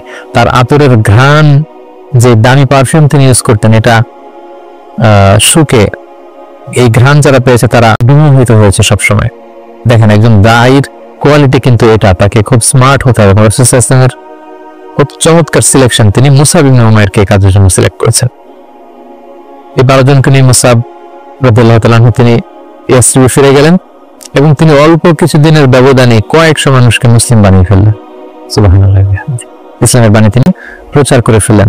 এবং রাসূল সাল্লাল্লাহু আলাইহি ওয়াসাল্লাম তখন নও-মুসলিম যারা অবশিষ্ট ছিল তাদের সবাইকে ইয়াসরিবে চলে যেতে বললেন, যেহেতু মুসআব রাদিয়াল্লাহু তাআলা আনহু সেখানে যে একটা গ্রাউন্ড তৈরি করেছেন, সেখানে মুসলিম দল ভারী হতে শুরু করেছে। রাসূল সাল্লাল্লাহু আলাইহি ওয়াসাল্লাম নও-মুসলিম সাহাবীদেরকে ওখানে পাঠালেন এবং তার পরের বছরে নবুয়তির 13তম বছরে আবার সেই মিনার হাজি ক্যাম্পে রাসূল সাল্লাল্লাহু আলাইহি ওয়াসাল্লাম অপেক্ষা করলেন যে দেখি মুসআব ইবনে উমাইর এবং সেই 12 জন তারা কি করে। তারা 13তম বছরে 75 জন নিয়ে 75% তারা নিয়ে রাসূল সাল্লাল্লাহু আলাইহি ওয়াসাল্লামের হাতে বায়াত গ্রহণ করেছিলেন। এবং সম্মানিত সুধী, এবারের বায়াতটা ছিল পলিটিক্যাল বায়াহ। নবুয়তির 12তম বছরে 12 জন সাহাবী, যারা 12 জন শপথ নিয়েছিল, সেটা ছিল বাইয়াতুল আকাবাল উলা। এবার 75 জন নিল পলিটিক্যাল বাইয়াতুল আকাবা সানিয়া, যে শুধু আমার আনুগত্য না, আমার জীবন মানে তোমাদের জীবন, তোমাদের জীবন আমার জীবন, তোমরা তোমাদের জীবন বাঁচানোর জন্য যা করবে আমি নবীকে বাঁচানোর জন্য তাই করতে হবে। আদাম বিদ্দাম আল হাদাম আল হাদাম। তারা পলিটিক্যাল বায়া আনিল এবং রাসূল সাল্লাল্লাহু আলাইহি ওয়াসাল্লামকে বলল যে ইয়া রাসূলুল্লাহ, আপনার জন্য আমাদের জীবন কুরবান। The land of Yasrib is completely ready for you. We just waiting for your arrival. আমরা আপনার আগমনের, শুভাগমনের অপেক্ষায়, আপনি আসুন, আমরা আপনাকে সাপোর্ট দিব, আমরা সেখানে ইসলামী সাম্রাজ্য গড়ে তুলব। রাসূল সাল্লাল্লাহু আলাইহি ওয়াসাল্লাম তিনি আশা পেলেন এবং আল্লাহ তাআলা ইঙ্গিত দিলেন যে মুহাম্মদ তোমাকে সেই ইয়াসরিবে ফিরে যেতে হবে। রাসূল সাল্লাল্লাহু আলাইহি ওয়াসাল্লাম বললেন তোমাদের মধ্যে থেকে আমি 12 জনকে নাকিব বানাতে চাই, 12 জন লিডার তোমরা যে ইসলাম প্রচার করবে। তারা গেল এবং ঠিক এই বাইআতুল আকাবা সানিয়ার 2.5 মাস পরে রাসূলুল্লাহ সাল্লাল্লাহু আলাইহি ওয়াসাল্লাম হিজরত করলেন। হিজরতের ব্যাপারে আমরা আমার বিভিন্ন আলোচনাতে আমরা সেখানে ফুটিয়ে তুলেছি। আজকের এই পর্বে, যেহেতু এটা একটা সংক্ষিপ্ত পর্ব এবং এক পর্বে আমরা পুরো জীবনীকে কভার করতে চাচ্ছি, আমরা হিজরত নিয়ে বিস্তারিত আলোচনা করতে পারছি না। প্রিয় সুধী, এবার আমরা রাসূল সাল্লাল্লাহু আলাইহি ওয়াসাল্লামের জীবনীর তৃতীয় পর্ব বা তৃতীয় ভাগ শুরু করব, যেটা আমরা বলেছিলাম হিজরতের পর থেকে শুরু করে ইন্তেকাল পর্যন্ত। রাসূল সাল্লাল্লাহু আলাইহি ওয়াসাল্লাম হিজরত করে সেদিন আবু বকর রাদিয়াল্লাহু তাআলা আনহুকে নিয়ে মদিনায় আসলেন। মদিনাবাসী আনন্দিত, উচ্ছ্বসিত, উদ্বেলিত রাসূল সাল্লাল্লাহু আলাইহি ওয়াসাল্লামকে পেয়ে। রাসূল সাল্লাল্লাহু আলাইহি ওয়াসাল্লাম প্রথমে এসেই কুবা একটা এলাকা আছে, কুবা পল্লীতে তিনি কয়েকদিন থাকলেন এবং সেখানে একটা ছোট্ট মসজিদ নির্মাণ করলেন। তারপর তিনি মদিনাতে গেলেন। আসলে জায়গাটা ছিল ইয়াসরিব, তিনি যে জায়গাটার নাম পরিবর্তন করে মদিনা করলেন, মদিনাতুন নবী বা তাইবা, পবিত্র নগরী। সেখানে যে ইয়াসরিবে যেও তিনি একটি মসজিদ প্রতিষ্ঠা করলেন, যে মসজিদটা হচ্ছে মসজিদে নববী, নবীর প্রতিষ্ঠিত মসজিদ। এবং এই মসজিদে তিনি 10 বছর ইমামতি করেছেন। এই মসজিদটাই ওনার সবকিছু ছিল। ফরেন ডেলিগেশন আসলে এখানে দেখা করতেন, এখানে তিনি আহলে সুফাদেরকে শিক্ষা দিতেন। এটাই ইউনিভার্সিটি ছিল, এটাই হাইকোর্ট, এটাই সুপ্রিম কোর্ট। এখানে বিচার কার্য পরিচালনা করতেন। এখান থেকে তিনি সামরিক অভিযানগুলো পরিচালনা করতেন। মদিনাতে তিনি এসে দেখলেন যে মদিনাতে হিজরত করা সাহাবারা, মদিনায় যারা মুসলিম হয়েছে তারা, তার মানে মুসলিম একটা কমিউনিটি, আবার দেখলেন কিছু মুশরিক কমিউনিটি আছে যারা এখনো মুসলিম হয়নি। আবার তিনি দেখলেন যে ইহুদিদের একটা কমিউনিটি আছে, তিন দিকে তারা থাকে। তাদের তিনটা গোত্র, বনু কাইনুকা, বনু নাদির, বনু কুরাইদা। তিনি ভাবলেন যে সবাই মিলে একটা সংঘবদ্ধ আমাদের চার্টার থাকা দরকার। তিনি তাদের সবার সাথে বসলেন, তিনি মদিনা চার্টার করলেন, যেটাকে মদিনা সনদ বলা হয়। সুবহানাল্লাহ। তিনি মদিনা চার্টারে উল্লেখ করলেন যে আমরা মদিনাকে রক্ষার জন্য মুসলিম, প্যাগানস, জিউস সবাই এক, আমরা একে অপরের সাথে মিত্রতা থাকবে এবং বহিঃশত্রুর আক্রমণ থেকে আমরা একে অপরকে রক্ষা করব। এবং তিনি মক্কা থেকে যারা হিজরত করে এসেছেন মুহাজির সাহাবী এবং মদিনাতে যারা এই মুহাজির সাহাবীদেরকে অ্যাকোমোডেট করেছেন, ওয়েলকাম করেছেন, আনসার সাহাবী, তাদের মধ্যে তিনি ভ্রাতৃত্বের বন্ধন প্রতিষ্ঠা করলেন। শুরু হলো মদিনার নতুন জার্নি। প্রথম বছরে অর্থাৎ প্রথম হিজরিতে তিনি এই কাজগুলো করলেন। দ্বিতীয় হিজরিতে একটা সিগনিফিকেন্ট ঘটনা ঘটলো, সেটা হচ্ছে কেবলা চেঞ্জ করে দেওয়া হলো। রাসূল সাল্লাল্লাহু আলাইহি ওয়াসাল্লাম মদিনাতে এসে 16-17 মাস বাইতুল মাকদাসের দিকে হয়ে নামাজ পড়তেন, কিন্তু চাইতেন যে মক্কায় যদি আল্লাহ তাআলা চেঞ্জ করে দিতেন কতই না ভালো হতো। আল্লাহ তাআলা চেঞ্জ করে দিলেন। আল্লাহ বললেন, ফাওয়াল্লি ওয়াজহাকা শাতরাল মসজিদুল হারাম, নবী হে এই মসজিদুল হারামের দিকে মুখ ফিরিয়ে এখন থেকে নামাজ পড়বেন। এটা দ্বিতীয় হিজরির ঘটনা। দ্বিতীয় হিজরির সবচাইতে গুরুত্বপূর্ণ ইনসিডেন্ট হচ্ছে দ্য ব্যাটল অফ বাদর, গজওয়াত বাদর, বদরের যুদ্ধ। কারণ কুরাইশরা তো তারা দেখলো যে না, মুহাম্মদ হাতছাড়া হয়ে গেল, সব মুসলিমরা হাতছাড়া হয়ে গেল, তাদেরকে তত সহজে ছেড়ে দেওয়া যায় না। তখন একটা যুদ্ধ হলো, বিশাল যুদ্ধ। রাসূল সাল্লাল্লাহু আলাইহি ওয়াসাল্লাম একটা ক্যারাভান আটকাবে গেলেন, কিন্তু তারা খবর পাঠালো যে মুহাম্মদ তার সৈন্য নিয়ে অ্যাটাক করছে। তারা 1000 সৈন্য নিয়ে আসলো বদরের প্রান্তরে, মদিনা থেকে 70-80 কিলো দূরে। মুসলমানদের সংখ্যা ছিল মাত্র 314 জন। বিশাল রক্তক্ষয়ী যুদ্ধ হলো। আল্লাহ তাআলা মুসলিমদেরকে ফেরেশতা দিয়ে, আসমানি মাদাদ দিয়ে সাহায্য করলেন। আল্লাহ বললেন, ওয়ালাকাদ নাসারাকুমুল্লাহু বিবাদরি ওয়া আনতুম আযিল্লাহ। আল্লাহ তোমাদেরকে বদরের প্রান্তরে সহায়তা করেছিলেন, তোমরা খুব দুর্বল ছিলে, ফেরেশতা দিয়ে আমি তোমাদেরকে সহযোগিতা করেছি, বিজয় এনে দিয়েছি। মুসলিমরা বিজয় লাভ করলো। 70 জন কুরাইশ নিহত হলো, 70 জন বন্দী হলো, মুসলমানরা জয় লাভ করলো। দ্বিতীয় হিজরির আরেকটা ইনসিডেন্ট হচ্ছে, আমি বলেছি যে 3টা জিউস ট্রাইব, ইহুদি গোত্র ছিল। এর মধ্যে একটা গোত্র কাইনুকা, তারা এক মুসলিম নারীকে তার শ্লীলতাহানি করে এবং তারা চুক্তি ভঙ্গ করে। পরে রাসূল সাল্লাল্লাহু আলাইহি ওয়াসাল্লাম তাদেরকে অবরোধ করলেন এবং মদিনা থেকে বের করে দিলেন, এক্সাইল দিলেন, নির্বাসন। কারণ কি ছিল? তারা চুক্তি ভঙ্গ করেছে। রাসূল সাল্লাল্লাহু আলাইহি ওয়াসাল্লাম কখনো আগ বাড়িয়ে কারোর সাথে বিরোধিতায় জড়াননি, শান্তি নষ্ট করেননি। তিনি মদিনায় যে একটা শান্তিময় সাম্রাজ্য গঠন করবার জন্য মদিনা চার্টার করেছেন, মদিনা সনদ আমরা যেটা বলেছে। কিন্তু সর্বপ্রথম এটা ভঙ্গ করলো কারা? বনু কাইনুকা নামে যে ইহুদি গোত্র আছে তারা। পরে রাসূল সাল্লাল্লাহু আলাইহি ওয়াসাল্লাম তাদেরকে নির্বাসন দিলেন। এবং দ্বিতীয় হিজরিতে রোজার বিধান এবং যাকাতের বিধানকে ফরজ করা হলো। তৃতীয় হিজরির সবচেয়ে গুরুত্বপূর্ণ ঘটনা হচ্ছে উহুদের যুদ্ধ। কারণ 1 বছর আগে দ্বিতীয় হিজরিতে কুরাইশদের 70 জন নিহত হয়েছে, 70 জন বন্দী হয়েছে। তাদের যেই ক্ষত, ঘা, এটা শুকায়নি। সেটা শোধ নেওয়ার জন্য, প্রতিশোধ নেওয়ার জন্য তারা আসলে 3000 সৈন্য নিয়ে, মুসলিমরা ছিল মাত্র 1000। ইনিশিয়ালি রাসূল সাল্লাল্লাহু আলাইহি ওয়াসাল্লামের কিছু দিক নির্দেশনা অমান্য করার কারণে মুসলিমরা পরাজিত হতে আরম্ভ করলো, কিন্তু শেষের দিকে তারা আবার যুদ্ধে একটা ব্যালেন্স তৈরি করলো। কিন্তু তারপরেও 70 জন মুসলিম এই যুদ্ধে শহীদ হয়েছে। এবং রাসূল সাল্লাল্লাহু আলাইহি ওয়াসাল্লাম তার প্রিয়তম চাচা হামজা ইবনে আব্দুল মুত্তালিব, যাকে সাইয়্যিদুশ শুহাদা ঘোষণা দেওয়া হয়েছে, এবং যে মুসআব ইবনে উমাইরকে দ্য ফার্স্ট অ্যাম্বাসেডর করে তিনি পাঠিয়েছিলেন, এই যুদ্ধে তিনিও শহীদ হয়েছেন। 70 জন সাহাবীকে রাসূল সাল্লাল্লাহু আলাইহি ওয়াসাল্লাম হারিয়েছেন সেই যুদ্ধে। তৃতীয় হিজরিতে রাসূল সাল্লাল্লাহু আলাইহি ওয়াসাল্লাম হাফসা রাদিয়াল্লাহু তাআলা আনহাকে বিয়ে করেন, যায়েনব বিনতে খুযাইমাকে বিয়ে করেন। এবং তৃতীয় হিজরি সনে ফাতিমা রাদিয়াল্লাহু তাআলা আনহা, আলী রাদিয়াল্লাহু তাআলা আনহার ঘরকে উজালা করে রাসূল সাল্লাল্লাহু আলাইহি ওয়াসাল্লামের প্রথম নাতি হাসান রাদিয়াল্লাহু তাআলা আনহু জন্মগ্রহণ করেছিলেন। চতুর্থ হিজরির একটা মর্মান্তিক ঘটনা হচ্ছে বীরে মাউনার ঘটনা। নজদ থেকে কিছু লোক এসে রাসূল সাল্লাল্লাহু আলাইহি ওয়াসাল্লামকে বললেন, আপনি কিছু সাহাবাকে, কারি সাহাবাকে, হাফেজ সাহাবাদেরকে আমাদের সাথে পাঠান, তারা নজদে এসে আমাদেরকে ইসলাম শিখাবে। রাসূল সাল্লাল্লাহু আলাইহি ওয়াসাল্লাম 70 জন কারি সাহাবাকে বিশ্বাস করে পাঠিয়েছিলেন। যে তাদেরকে নিয়ে যাও, তারা ইসলাম শিখাবে, কিন্তু তারা বিশ্বাসঘাতকতা করে এই সাহাবীদেরকে হত্যা করেছিল। এটা বীরে মাউনার ঘটনা। রাসূল অত্যন্ত মর্মাহত হয়েছিলেন। এবং চতুর্থ হিজরির আরেকটা ঘটনা হচ্ছে যে বনু নাদির, ইহুদিদের যে দ্বিতীয় গোষ্ঠী, বনু নাদিরকে রাসূল সাল্লাল্লাহু আলাইহি ওয়াসাল্লাম নির্বাসন দিয়েছিলেন, মদিনা থেকে বের করে দিয়েছিলেন। কারণ কি? একই ঘটনা, বিশ্বাসঘাতকতা, ট্রেটারি, বিশ্বাসঘাতকতার কারণে। রাসূল সাল্লাল্লাহু আলাইহি ওয়াসাল্লাম আবু বকর, ওমর ফারুককে নিয়ে রক্তপণ কালেকশন করবার জন্য সেখানে গিয়েছিলেন, এবং তারা বলল যে হ্যাঁ, আমরা এটাতে অংশগ্রহণ করবো, আপনি আসুন। কিন্তু তারা প্ল্যান করে রেখেছিল যে রাসূল সাল্লাল্লাহু আলাইহি ওয়াসাল্লামকে এমন একটা ঘরের নিচে বসাবেন, যে ঘরের উপর থেকে একজন ইহুদি বড় একটা পাথরের খণ্ড রাসূল সাল্লাল্লাহু আলাইহি ওয়াসাল্লামের মাথায় নিক্ষেপ করবেন, যাতে রাসূল সাল্লাল্লাহু আলাইহি ওয়াসাল্লাম সেখানে নিহত হন। এই প্ল্যান করে রাসূল সাল্লাল্লাহু আলাইহি ওয়াসাল্লামকে ঠিক ওই লোকেশনে যখন ডাকলেন, রাসূল সাল্লাল্লাহু আলাইহি ওয়াসাল্লাম যাচ্ছিলেন, ইন দ্য মিন টাইম আল্লাহ তাআলা রাসূল সাল্লাল্লাহু আলাইহি ওয়াসাল্লামকে সব জানিয়ে দিলেন তাদের কনস্পাইরেসি।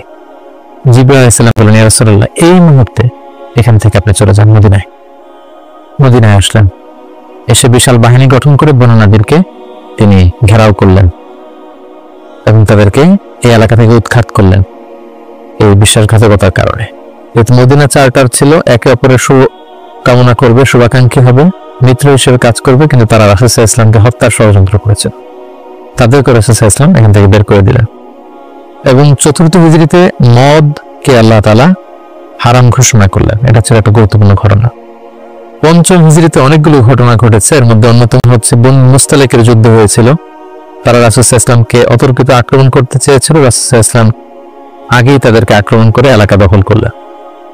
এবং সেখান থেকে ফিরে আসবার সময় ইফকের যে ঘটনা আমরা জানি, আম্মা জান আয়েশা রাদিয়াল্লাহু তাআলা আনহাকে অপবাদ দেয়া হয়েছিল। সফওয়ান ইবনে মুআত্তাল রাদিয়াল্লাহু তাআলা আনহুর সাথে তার অবৈধ সম্পর্ক আছে বলে মুনাফিকরা ছড়িয়ে দিয়েছিল, নাউযুবিল্লাহ। আল্লাহ তাআলা আরশের উপর থেকে তিনি আম্মা জান আয়েশার পবিত্রতা ঘোষণা করেছেন। সুবহানাল্লাহি ওয়া বিহামদিহি। এই ঘটনা পঞ্চম হিজরিতে ঘটেছিল। এবং পঞ্চম হিজরির সবচেয়ে ভয়ানক ঘটনা হচ্ছে আহজাবের যুদ্ধ বা খন্দকের যুদ্ধ। ইহুদি দুইটা গোষ্ঠী তারা যখন মদিনা থেকে নির্বাসিত হলো তাদের বিশ্বাসঘাতকতার কারণে, তারা যে কুরাইশদের লিডারদেরকে ফুসলাতে লাগলো, গাতাফান গোত্রের লিডারদেরকে ফুসলাতে লাগলো, আরবদেরকে ফুসলাতে লাগলো যে মুহাম্মদ কিন্তু তার দলবল নিয়ে দিনকে দিন শক্তিশালী হচ্ছে, এখনই সময়, এবছর যদি আমরা তাকে অ্যাটাক করে পরাহত করতে না পারে আমরা আটকাতে পারবো না। ফুসলাতে প্রভোগ করতে করতে তারা 10,000 সৈন্য জমা করলো এবং তারা প্ল্যান করলো যে আমরা 10,000 অ্যাটাক করব। আর ইহুদিদের একটা গোত্র ছিল বনু কুরাইজা, তারা এখনো পর্যন্ত কোনো চুক্তি ভঙ্গ করেনি, ফলে আপ আনটিল দ্যাট টাইম তাদের সাথে রাসূল সাল্লাল্লাহু আলাইহি ওয়াসাল্লামের সুসম্পর্ক ছিল এক ধরনের। তারা প্ল্যান করলো কোনোভাবে আমরা ভেতর থেকে বিশ্বাসঘাতকতার জন্য বনু কুরাইজাকে আমরা বলবো। তারা সেটাই করলো, 10,000 সৈন্য মদিনাতে অ্যাটাক করলো। এবং রাসূল সাল্লাল্লাহু আলাইহি ওয়াসাল্লাম কি করবেন? এই ছোট্ট বাহিনী নিয়ে তো 10,000 শক্তিশালী বাহিনীকে সামলানো সম্ভব নয়। রাসূল সাল্লাল্লাহু আলাইহি ওয়াসাল্লাম মিটিং করলেন, কনসাল্ট করলেন। সালমান আল ফারিসি তিনি বললেন যে আমরা আমাদের পারস্যে যুদ্ধের অনেকগুলো মাধ্যমের একটা মাধ্যম হচ্ছে ট্রেন্চ খনন করি, পরীক্ষা খনন করি। বিশাল মদিনার চারদিকে বিশাল গর্ত করে আমরা এমন পরীক্ষা খনন করবো ফলে ওরা মদিনাতে আসতেই পারবে না। আসতে হলে আগে মই দিয়ে নিচে নামতে হবে, তারপরে আবার মই দিয়ে উপরে উঠতে হবে। এই মুহূর্তে আমরা তীর মেরে তাদেরকে নাস্তানাবুদ করতে পারবো। রাসূল সাল্লাল্লাহু আলাইহি ওয়াসাল্লাম রাজি হলেন। কয়েক কিলোমিটার ব্যাপী মদিনার দুই দিয়ে এক পাশ থেকে আরেক পাশে বিশাল পরীক্ষা খনন করলেন সব সাহাবা। রাসূল সাল্লাল্লাহু আলাইহি ওয়াসাল্লাম নিজেও এই পরীক্ষা খননের কাজে অংশগ্রহণ করলেন। 10,000 সৈন্যবাহিনী আসলো, তারা ভেতর থেকে বনু কুরাইজাকে বিশ্বাসঘাতকতার জন্য উদ্বুদ্ধ করলো। তারা রাজি হচ্ছিল না, অবশেষে রাজি হলো। রাসূল সাল্লাল্লাহু আলাইহি ওয়াসাল্লাম আল্লাহ সাহায্য চাইলেন যে আল্লাহ, ভেতর থেকে যদি বনু কুরাইজা বিশ্বাসঘাতকতা করে অ্যাটাক করে, বাইরে থেকে ওরা যদি আসে আমরা তো শেষ হয়ে যাব। আল্লাহ তাআলা এমন তুফান দিলেন, এমন বাতাস দিলেন, এমন ঠান্ডা আবহাওয়া দিলেন, 10,000 সৈন্য, অস্ত্র শস্ত্রে সজ্জিত সৈন্য নাস্তানাবুদ হয়ে লন্ডভন্ড হয়ে কে কোথায় গেল, কাদের তাবু ভেঙে কে কোন দিকে ছুটলো তারা নিজেরাও টের পেল না। এভাবে আল্লাহ তাআলা এই কনফেডারেটস বিশাল বাহিনীর হাত থেকে রাসূল সাল্লাল্লাহু আলাইহি ওয়াসাল্লামকে মদিনাবাসীকে রক্ষা করলেন। রাসূল সাল্লাল্লাহু আলাইহি ওয়াসাল্লাম এবার তলোয়ার নামিয়ে ফেলতে চাইলেন। জিবরাইল আলাইহিস সালাম বললেন, হে রাসূলুল্লাহ, আপনি যুদ্ধ শেষ করেছেন, আমরা তো করিনি। বনু কুরাইজার কথা কি ভুলে গেছেন? ইহুদিদের যে একটা ট্রাইব যারা বিশ্বাসঘাতকতা করলো তাদেরকে অ্যাটাক করো। রাসূলুল্লাহ সাল্লাল্লাহু আলাইহি ওয়াসাল্লাম পঞ্চম হিজরিতে এবার বনু কুরাইজাকে অ্যাটাক করলেন। পরে তারা বাধ্য হলো তাদের মিত্র সাদ বিন মুআজ রাদিয়াল্লাহু তাআলা আনহু যেটা বলবে এটাই ফয়সালা হবে। দীর্ঘদিন তারা রাসূল সাল্লাল্লাহু আলাইহি ওয়াসাল্লাম তাদেরকে চারদিক থেকে ঘেরাও করে রাখলো। পরে সাদ বিন মুআজ বললেন যে এটা বড় বিশ্বাসঘাতকতা, তাদের এই বিশ্বাসঘাতকতা যদি সফল হতো আমরা সবাই মারা যেতাম। সো আমার রায় হচ্ছে তাদের এই বিশ্বাসঘাতকতার শাস্তি হতে হবে অনেক বড়। তাদের মধ্য থেকে যারা মুসলিমদের বিরুদ্ধে তলোয়ার ধরেছে তাদেরকে এক্সিকিউশন করা হবে, তাদের নারীদেরকে বন্দী করা হবে। রাসূল সাল্লাল্লাহু আলাইহি ওয়াসাল্লাম সাদ বিন মুআজের এই পরামর্শকে মেনে নিলেন, এই রায়কে মেনে নিলেন। ষষ্ঠ হিজরিতে রাসূলুল্লাহ সাল্লাল্লাহু আলাইহি ওয়াসাল্লাম তিনি স্বপ্ন দেখলেন যে তিনি উমরা করছেন। তবে আমরা জানি নবীদের স্বপ্ন হচ্ছে ওহী। তিনি সাহাবীদের কাছে স্বপ্নের কথা জানালেন। 1400 সাহাবীকে নিয়ে তিনি উমরা করতে গেলেন। কিন্তু আমরা জানি যে উমরা করতে যেতে হবে মক্কায়। মক্কায় তো শত্রুর বসবাস, কুরাইশরা। তারা রাসূল সাল্লাল্লাহু আলাইহি ওয়াসাল্লামকে ঢুকতে দিল না। সাহাবারা বলেন, ইয়া রাসূলুল্লাহ যুদ্ধের ঘোষণা দিন, আমরা যুদ্ধ করব। রাসূল সাল্লাল্লাহু আলাইহি ওয়াসাল্লাম বলেন, আমি যুদ্ধ করতে আসিনি, আমি উমরা করতে এসেছি। এবং সেখানে রাসূল সাল্লাল্লাহু আলাইহি ওয়াসাল্লাম তাদের সাথে একটা ট্রিটি করলেন, পিস ট্রিটি, যেটাকে ঐতিহাসিকরা হুদায়বিয়া সন্ধি বলা হয়। এটা ষষ্ঠ হিজরির জিলকদ মাসে হয়েছিল। সেখানে ট্রিটিতে বলা হয়েছে যে এবছর মুসলমানরা উমরা করতে পারবে না, ফিরে যাবে উমরা ছাড়াই। আগামী বছর আমরা সুযোগ দিব, তবে মাত্র 3 দিনের জন্য আসবে, কোনো অস্ত্র ছাড়া উমরা করে চলে যাবে। সাহাবীরা এটা মানতেই চাচ্ছিলেন না। রাসূল সাল্লাল্লাহু আলাইহি ওয়াসাল্লাম বললেন যে থামো, আমরা এটাতেই রাজি। এবং তারা আরো কিছু ধারা দিল এই সন্ধির, যে মক্কা থেকে কেউ যদি মদিনাতে যায় মুসলিম হয়ে, মদিনাবাসী তাদেরকে ফেরত দিতে হবে। মদিনা থেকে কেউ মক্কায় আসবে, মক্কাবাসী ফেরত দিতে বাধ্য থাকবে না। আর দুই পক্ষের সাথে যে কেউ অ্যালায়েন্স করতে পারবে। ফলে বনু খুজাআ গেল রাসূল সাল্লাল্লাহু আলাইহি ওয়াসাল্লামের পক্ষে, বনু বকর গেল কুরাইশদের পক্ষে। এভাবে হুদায়বিয়া সন্ধিটি হলো। সাহাবারা কেউ মানতে পারল না। রাসূল সাল্লাল্লাহু আলাইহি ওয়াসাল্লাম বললেন, সন্ধি স্বাক্ষরিত হয়ে গিয়েছে, সবাই মাথার চুল হলক করে হালাল হয়ে যাও, আমরা এখন মদিনায় ফিরে যাব। কেউ হালাল হচ্ছিল না। পরে উম্মে সালামা রাদিয়াল্লাহু তাআলা আনহার পরামর্শে রাসূল সাল্লাল্লাহু আলাইহি ওয়াসাল্লাম নিজেই তার পশু জবাই করলেন, নিজের মাথা নিজে হাল্লাক দিয়ে তিনি মাথা মুন্ডন করলেন। ফলে সবাই সেটি করল। সাহাবীদের কাছে মনে হচ্ছিল যে এটা একটা অপমান। 1400 সাহাবী মুসলিম সাদা ইহরামের কাপড় পরে আমরা আসলাম, কিন্তু আমাদেরকে ঢুকতে দেয়া হলো না। রাসূল সাল্লাল্লাহু আলাইহি ওয়াসাল্লাম বললেন, না, এই সন্ধি আল্লাহ তাআলা বলেছেন যে ইন্না ফাতাহনা লাকা ফাতহাম মুবিনা, নবী হে তোমাদেরকে আমি বিজয় দিব। এবং চূড়ান্ত বিজয়ের জন্য এই সন্ধিটা গুরুত্বপূর্ণ ছিল। কারণ এখন দাওয়াতি কাজ চারদিকে ছড়িয়ে দেওয়ার জন্য কিছুদিন যুদ্ধ বিগ্রহ বন্ধের দরকার আছে। আল্লাহ তাআলা এই সন্ধির মাধ্যমে কেমন যেন মুসলমানদেরকে সেই ফেভারটি দিলেন, সেই সুযোগটি করে দিলেন। সুবহানাল্লাহ। সপ্তম হিজরির গুরুত্বপূর্ণ একটি ঘটনা হচ্ছে খায়বার যুদ্ধ। রাসূল সাল্লাল্লাহু আলাইহি ওয়াসাল্লাম খায়বার বিজয় করলেন। মদিনা থেকে বেশ দূরে, ইহুদিদের সেখানে বিশাল পল্লী, বিশাল বসতি, এবং যাদেরকে তিনি নির্বাসন দিয়েছিলেন তারা যে সেখানে বসবাস করছিল। রাসূল সাল্লাল্লাহু আলাইহি ওয়াসাল্লাম খায়বার বিজয় করলেন এবং খায়বার বিজিত হয়েছিল সাইয়েদনা আলী রাদিয়াল্লাহু তাআলা আনহুর হাতে। খায়বার যখন বিজয় হলো, খায়বারের বিশাল ল্যান্ড, খেজুর বাগান রাসূল সাল্লাল্লাহু আলাইহি ওয়াসাল্লাম এগুলো পেলেন এবং চুক্তিতে আসলেন যে খায়বারের ইহুদিরা তারা সারা বছর জুড়ে যতটুকু খেজুর তারা উৎপাদন করবে এবং ফলমূল চাষ করবে তার অর্ধেক মদিনাতে দেয়া হবে। খায়বার বিজয়ের পর থেকে কিন্তু বেসিকলি মদিনাতে সাহাবাদের একটু অর্থনৈতিক সচ্ছলতা ফিরে আসলো। এবং ইন দ্য মিন টাইম সেই নবুয়তির 5ম বছরে যখন অত্যাচার হচ্ছিল, জাফর ইবনে আবি তালেব যখন তার সাথে রাসূল সাল্লাল্লাহু আলাইহি ওয়াসাল্লাম অনেককে নমুসলিমকে আবিসিনিয়া পাঠিয়েছিলেন, খায়বার বিজয়ের পরে রাসূল সাল্লাল্লাহু আলাইহি ওয়াসাল্লাম তাদেরকে নিয়ে আসলেন, তারা সবাই চলে আসলো। এবং এই সপ্তম হিজরিতে রাসূল সাল্লাল্লাহু আলাইহি ওয়াসাল্লাম আশেপাশের বড় বড় যে রাজা আছে, কিং আছে, সুপার পাওয়ার আছে, তাদের কাছে তিনি চিঠি লিখে পাঠালেন, মিন মুহাম্মদ ইলা হিরাকল আদিমের রোম। এইভাবে সবার কাছে তিনি চিঠি লিখে পাঠালেন যে আসলিম তাসলাম, সালামুন আলা মান ইত্তাবাআল হুদা, শান্তি তাদের প্রতি যারা হেদায়েতকে মানে। ফলে ইন্টারন্যাশনাল ইসলামকে পৌঁছানোর একটা সুযোগ কিন্তু ঠিক তখন রাসূল সাল্লাল্লাহু আলাইহি ওয়াসাল্লামের হলো। এবং সপ্তম হিজরিতে রাসূল সাল্লাল্লাহু আলাইহি ওয়াসাল্লাম সাহাবাদেরকে নিয়ে উমরা করে আসলেন। এটাকে বলা হয় উমরাতুল কাদা। কারণ আমরা জানি যে ষষ্ঠ হিজরিতে তিনি উমরা করতে পারেননি এবং সেই হুদায়বিয়া সন্ধির একটা ধারা ছিল, এবছর ফিরে যেতে হবে, পরের বছর এসে উমরা করবে। রাসূলুল্লাহ সাল্লাল্লাহু আলাইহি ওয়াসাল্লাম পরের বছর যে উমরা করে আসলেন এবং ঠিক সেই বছরে রাসূল সাল্লাল্লাহু আলাইহি ওয়াসাল্লাম মাইমুনা বিনতে হারিস রাদিয়াল্লাহু তাআলা আনহাকে বিয়ে করেছিলেন। অষ্টম হিজরিতে যে সমস্ত ঘটনা ঘটেছে তার মধ্যে থেকে অন্যতম হচ্ছে মুতার যুদ্ধ, রোমকদের বিরুদ্ধে অনেক দূরের যুদ্ধ। 3 জন সেনাপতি রাসূল সাল্লাল্লাহু আলাইহি ওয়াসাল্লাম এখানে ফিক্স করে দিয়েছিলেন, যায়েদ বিন হারিসা, জাফর ইবনে আবি তালেব, আব্দুল্লাহ ইবনে রাওয়াহা। কোন অভিযানে তিনি 3 জন সেনাপতি দেন না। এই যুদ্ধে 3 জনকে তিনি সেনাপতি করলেন, তারা তিনজনই বুঝতে পেরেছেন যে তারা প্রত্যেকে শহীদ হবেন, এবং সেটাই ঘটেছিল। রাসূলুল্লাহ সাল্লাল্লাহু আলাইহি ওয়াসাল্লাম তাদের জন্য দোয়া করেছিলেন। সবশেষে খালিদ বিন ওয়ালিদ রাদিয়াল্লাহু তাআলা আনহুর নেতৃত্বে মুতার যুদ্ধ বিজয় হয়। অষ্টম হিজরির সবচেয়ে সিগনিফিক্যান্ট ইভেন্ট হচ্ছে ফাতহু মক্কা, মক্কা বিজয়, যেটার কারণ হচ্ছে হুদায়বিয়া সন্ধিতে একটা অ্যালায়েন্স হয়েছিল। বনু খুজাআ ছিল মুসলিমদের পক্ষে, বনু বকর ছিল কুরাইশদের পক্ষে, এবং কথা ছিল কেউ কাউকে অ্যাটাক করবে না। কিন্তু বনু বকরের কিছু লোক কুরাইশদের সহযোগিতায় অস্ত্র নিয়ে তারা একদিন রাতে বনু খুজাআকে অ্যাটাক করে তাদের 20 জনকে নিহত করে। রাসূল সাল্লাল্লাহু আলাইহি ওয়াসাল্লাম এই সন্ধিকে আর অটুট রাখলেন না, এই অপরাধকে বরদাস্ত করলেন না।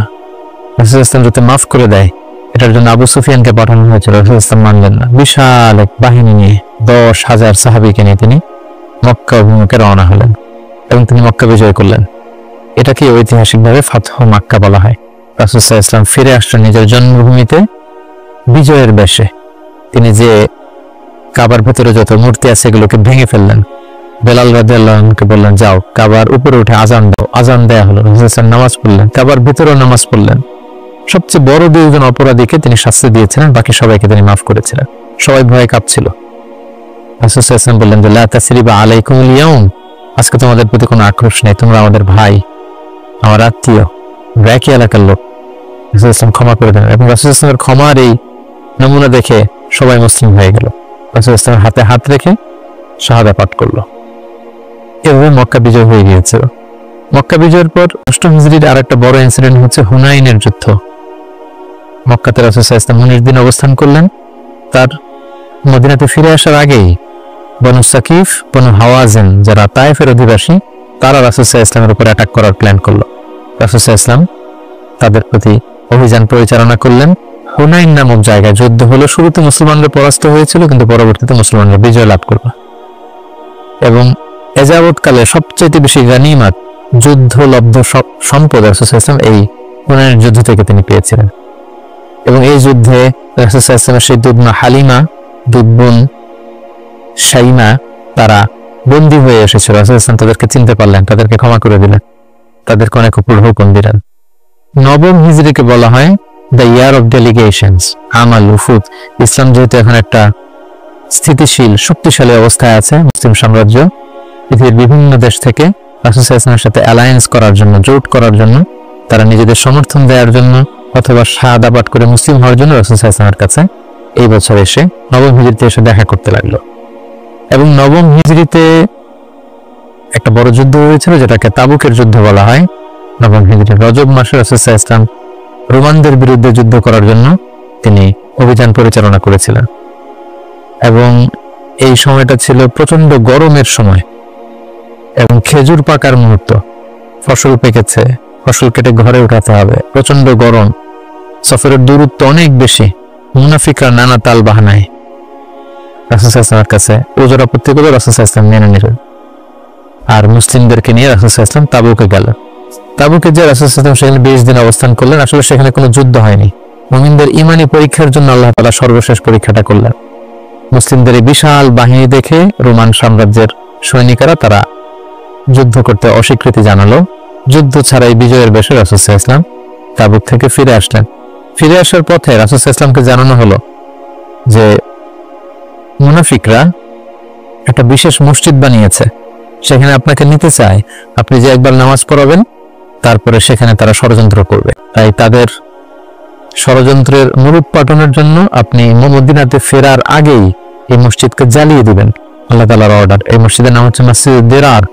মুমিনদের মধ্যে ডিভাইডেশন, ক্ষতি এবং সমাজের মধ্যে ক্যাওস সৃষ্টি করার জন্য, মুসলিমদের মধ্যে ঐক্যের মধ্যে ভাঙন তৈরি করবার জন্য তারা এই মসজিদ তৈরি করেছে। রাসূল সাল্লাল্লাহু আলাইহি ওয়াসাল্লাম পাঠালেন সাহাবীদেরকে, এই মসজিদকে জ্বালিয়ে দেয়া হলো। এবং এই নবম হিজরিতেই তায়েফের বনু সাকিব গোত্র এসে ইসলাম ধর্ম গ্রহণ করলো। এবং রাসূলুল্লাহ সাল্লাল্লাহু আলাইহি ওয়াসাল্লাম নবম হিজরিতে আবু বকর রাদিয়াল্লাহু তাআলা আনহুকে হজের আমির বানিয়ে হজে পাঠালেন। বললেন যে আবু বকর যাও, তুমি যে এবার হজের লিডিং তুমি দিবে, আর বলে আসবে যে আগামী বছর 10ম হিজরিতে আমি নবী হজে যাব।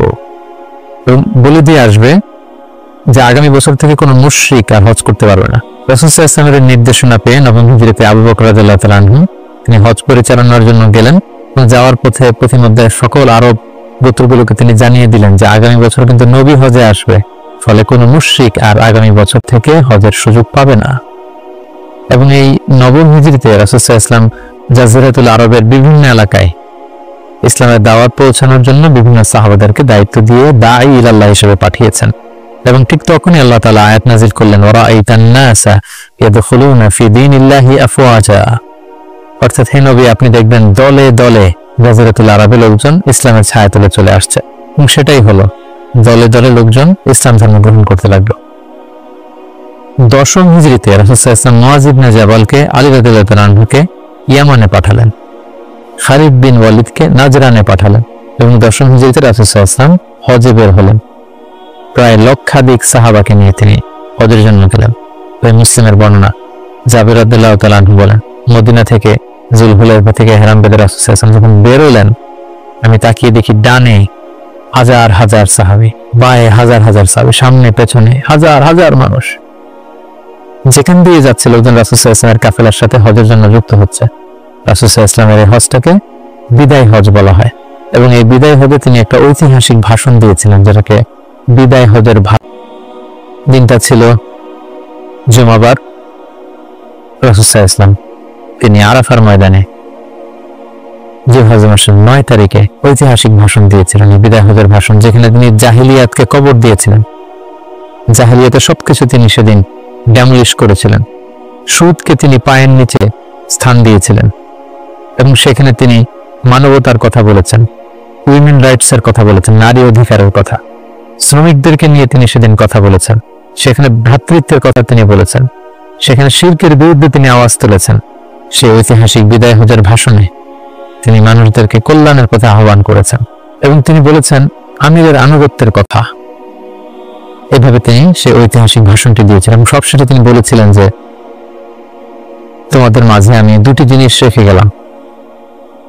ইঙ্গিত দিচ্ছিলেন যে আমার সময় শেষ হয়ে এসেছে, তোমাদের মাঝে দুটি জিনিস, I have left behind two things to you, দুইটা জিনিস রেখে গেলাম। এই দুইটাকে তোমরা যদি আঁকড়ে ধরো তোমরা কখনো পথভ্রষ্ট হবে। একটা হচ্ছে কিতাবুল্লাহ, আল্লাহর কিতাব, আর আরেকটা হচ্ছে সুন্নাতা রাসূলিহি, রাসূলের সুন্নাত। এই দুটাকে যারা আঁকড়ে ধরবে তারা কখনো পথভ্রষ্ট হবে না। এবং সেদিন ইসলামকে পরিপূর্ণ করে দেয়া হলো। আয়াত নাযিল হলো, আল ইয়াউমা আকমালতু লাকুম দীনাকুম ওয়া আতমামতু আলাইকুম নি'মাতি ওয়া রাদিতু লাকুমুল ইসলাম দীনা। হে নবী, আজকে তোমাদের জন্য দিনকে আমি পরিপূর্ণ করলাম, তোমার প্রতি আমার নেয়ামতের বাড়িধারাকে পরিপূর্ণ করলাম এবং ইসলামকে তোমাদের জন্য দিন হিসেবে দিয়ে আমি আল্লাহ সন্তুষ্ট হলাম। এটাই ছিল রাসূল সাল্লাল্লাহু আলাইহি ওয়াসাল্লামের সেই ঐতিহাসিক বিদায় হজের ভাষণ এবং সেটি ঘটেছিল দশম হিজরিতে। হজ শেষ করে রাসূল সাল্লাল্লাহু আলাইহি ওয়াসাল্লাম মদিনাতে এসে তিনি রোমানদের বিরুদ্ধে যুদ্ধের জন্য রাসূল সাল্লাল্লাহু আলাইহি ওয়াসাল্লামের একজন প্রিয় সাহাবী ওসামা বিন যায়েদ রাদিয়াল্লাহু তাআলা আনহুকে নেতা করে পাঠিয়েছিলেন, কিন্তু তিনি যেতে পারেননি। মদিনা থেকে বের হওয়ার কিছুদিন পরই তিনি শুনতে পেলেন যে রাসূল সাল্লাল্লাহু আলাইহি ওয়াসাল্লাম অসুস্থ। 11 হিজরির কথা।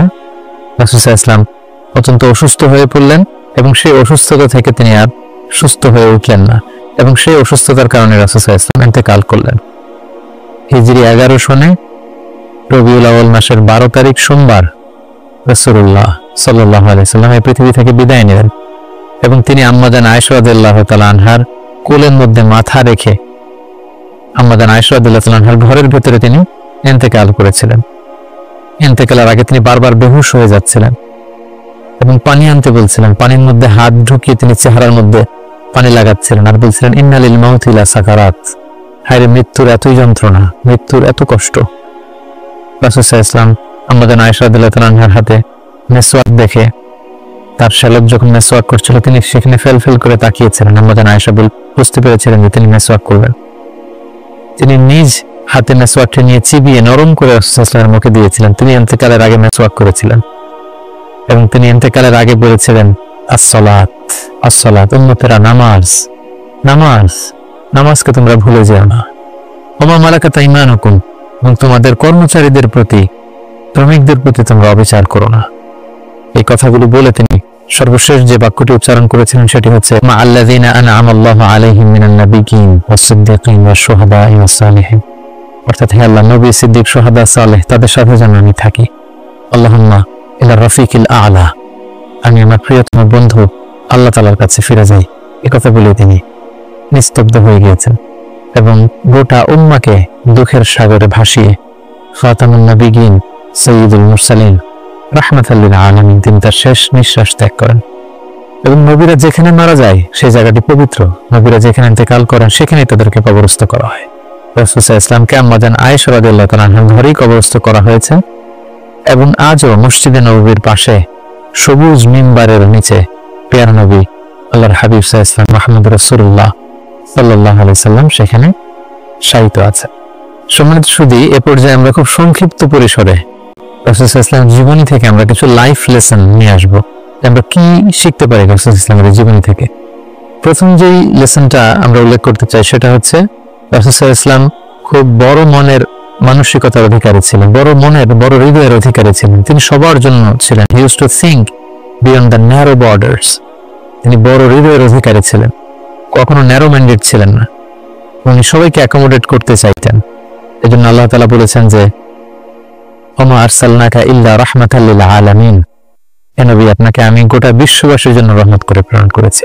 তিনি শুধু আমাদের জন্য রহমত নন, মুসলিমদের জন্য রহমত নন, শুধু মুসল্লিদের জন্য রহমত নন, তিনি আলামিন, বিশ্ববাসীর জন্য রহমত। He is for all and his teaching is for all.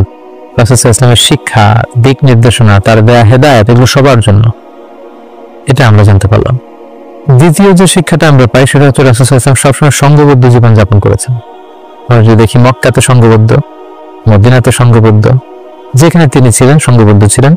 আমরা যেন ইউনাইটেড থাকি, কোরআনের শিক্ষাটা তিনি বারবার বলেছেন, ওয়ালা তাফাররাকু, তোমরা বিচ্ছিন্ন হয় না, তোমরা আলাদা হয়ে জীবন যাপন করো না, বরং তোমরা সংঘবদ্ধ জীবন যাপন করো। রাসূল সাল্লাল্লাহু আলাইহি ওয়াসাল্লামের জীবনী থেকে আমরা এই শিক্ষাটাও পাই। 3 নম্বর যে শিক্ষাটি আমরা পাই রাসূল সাল্লাল্লাহু আলাইহি ওয়াসাল্লামের জীবনী থেকে সেটা হচ্ছে তিনি পিস লাভার ছিলেন, শান্তিকামী।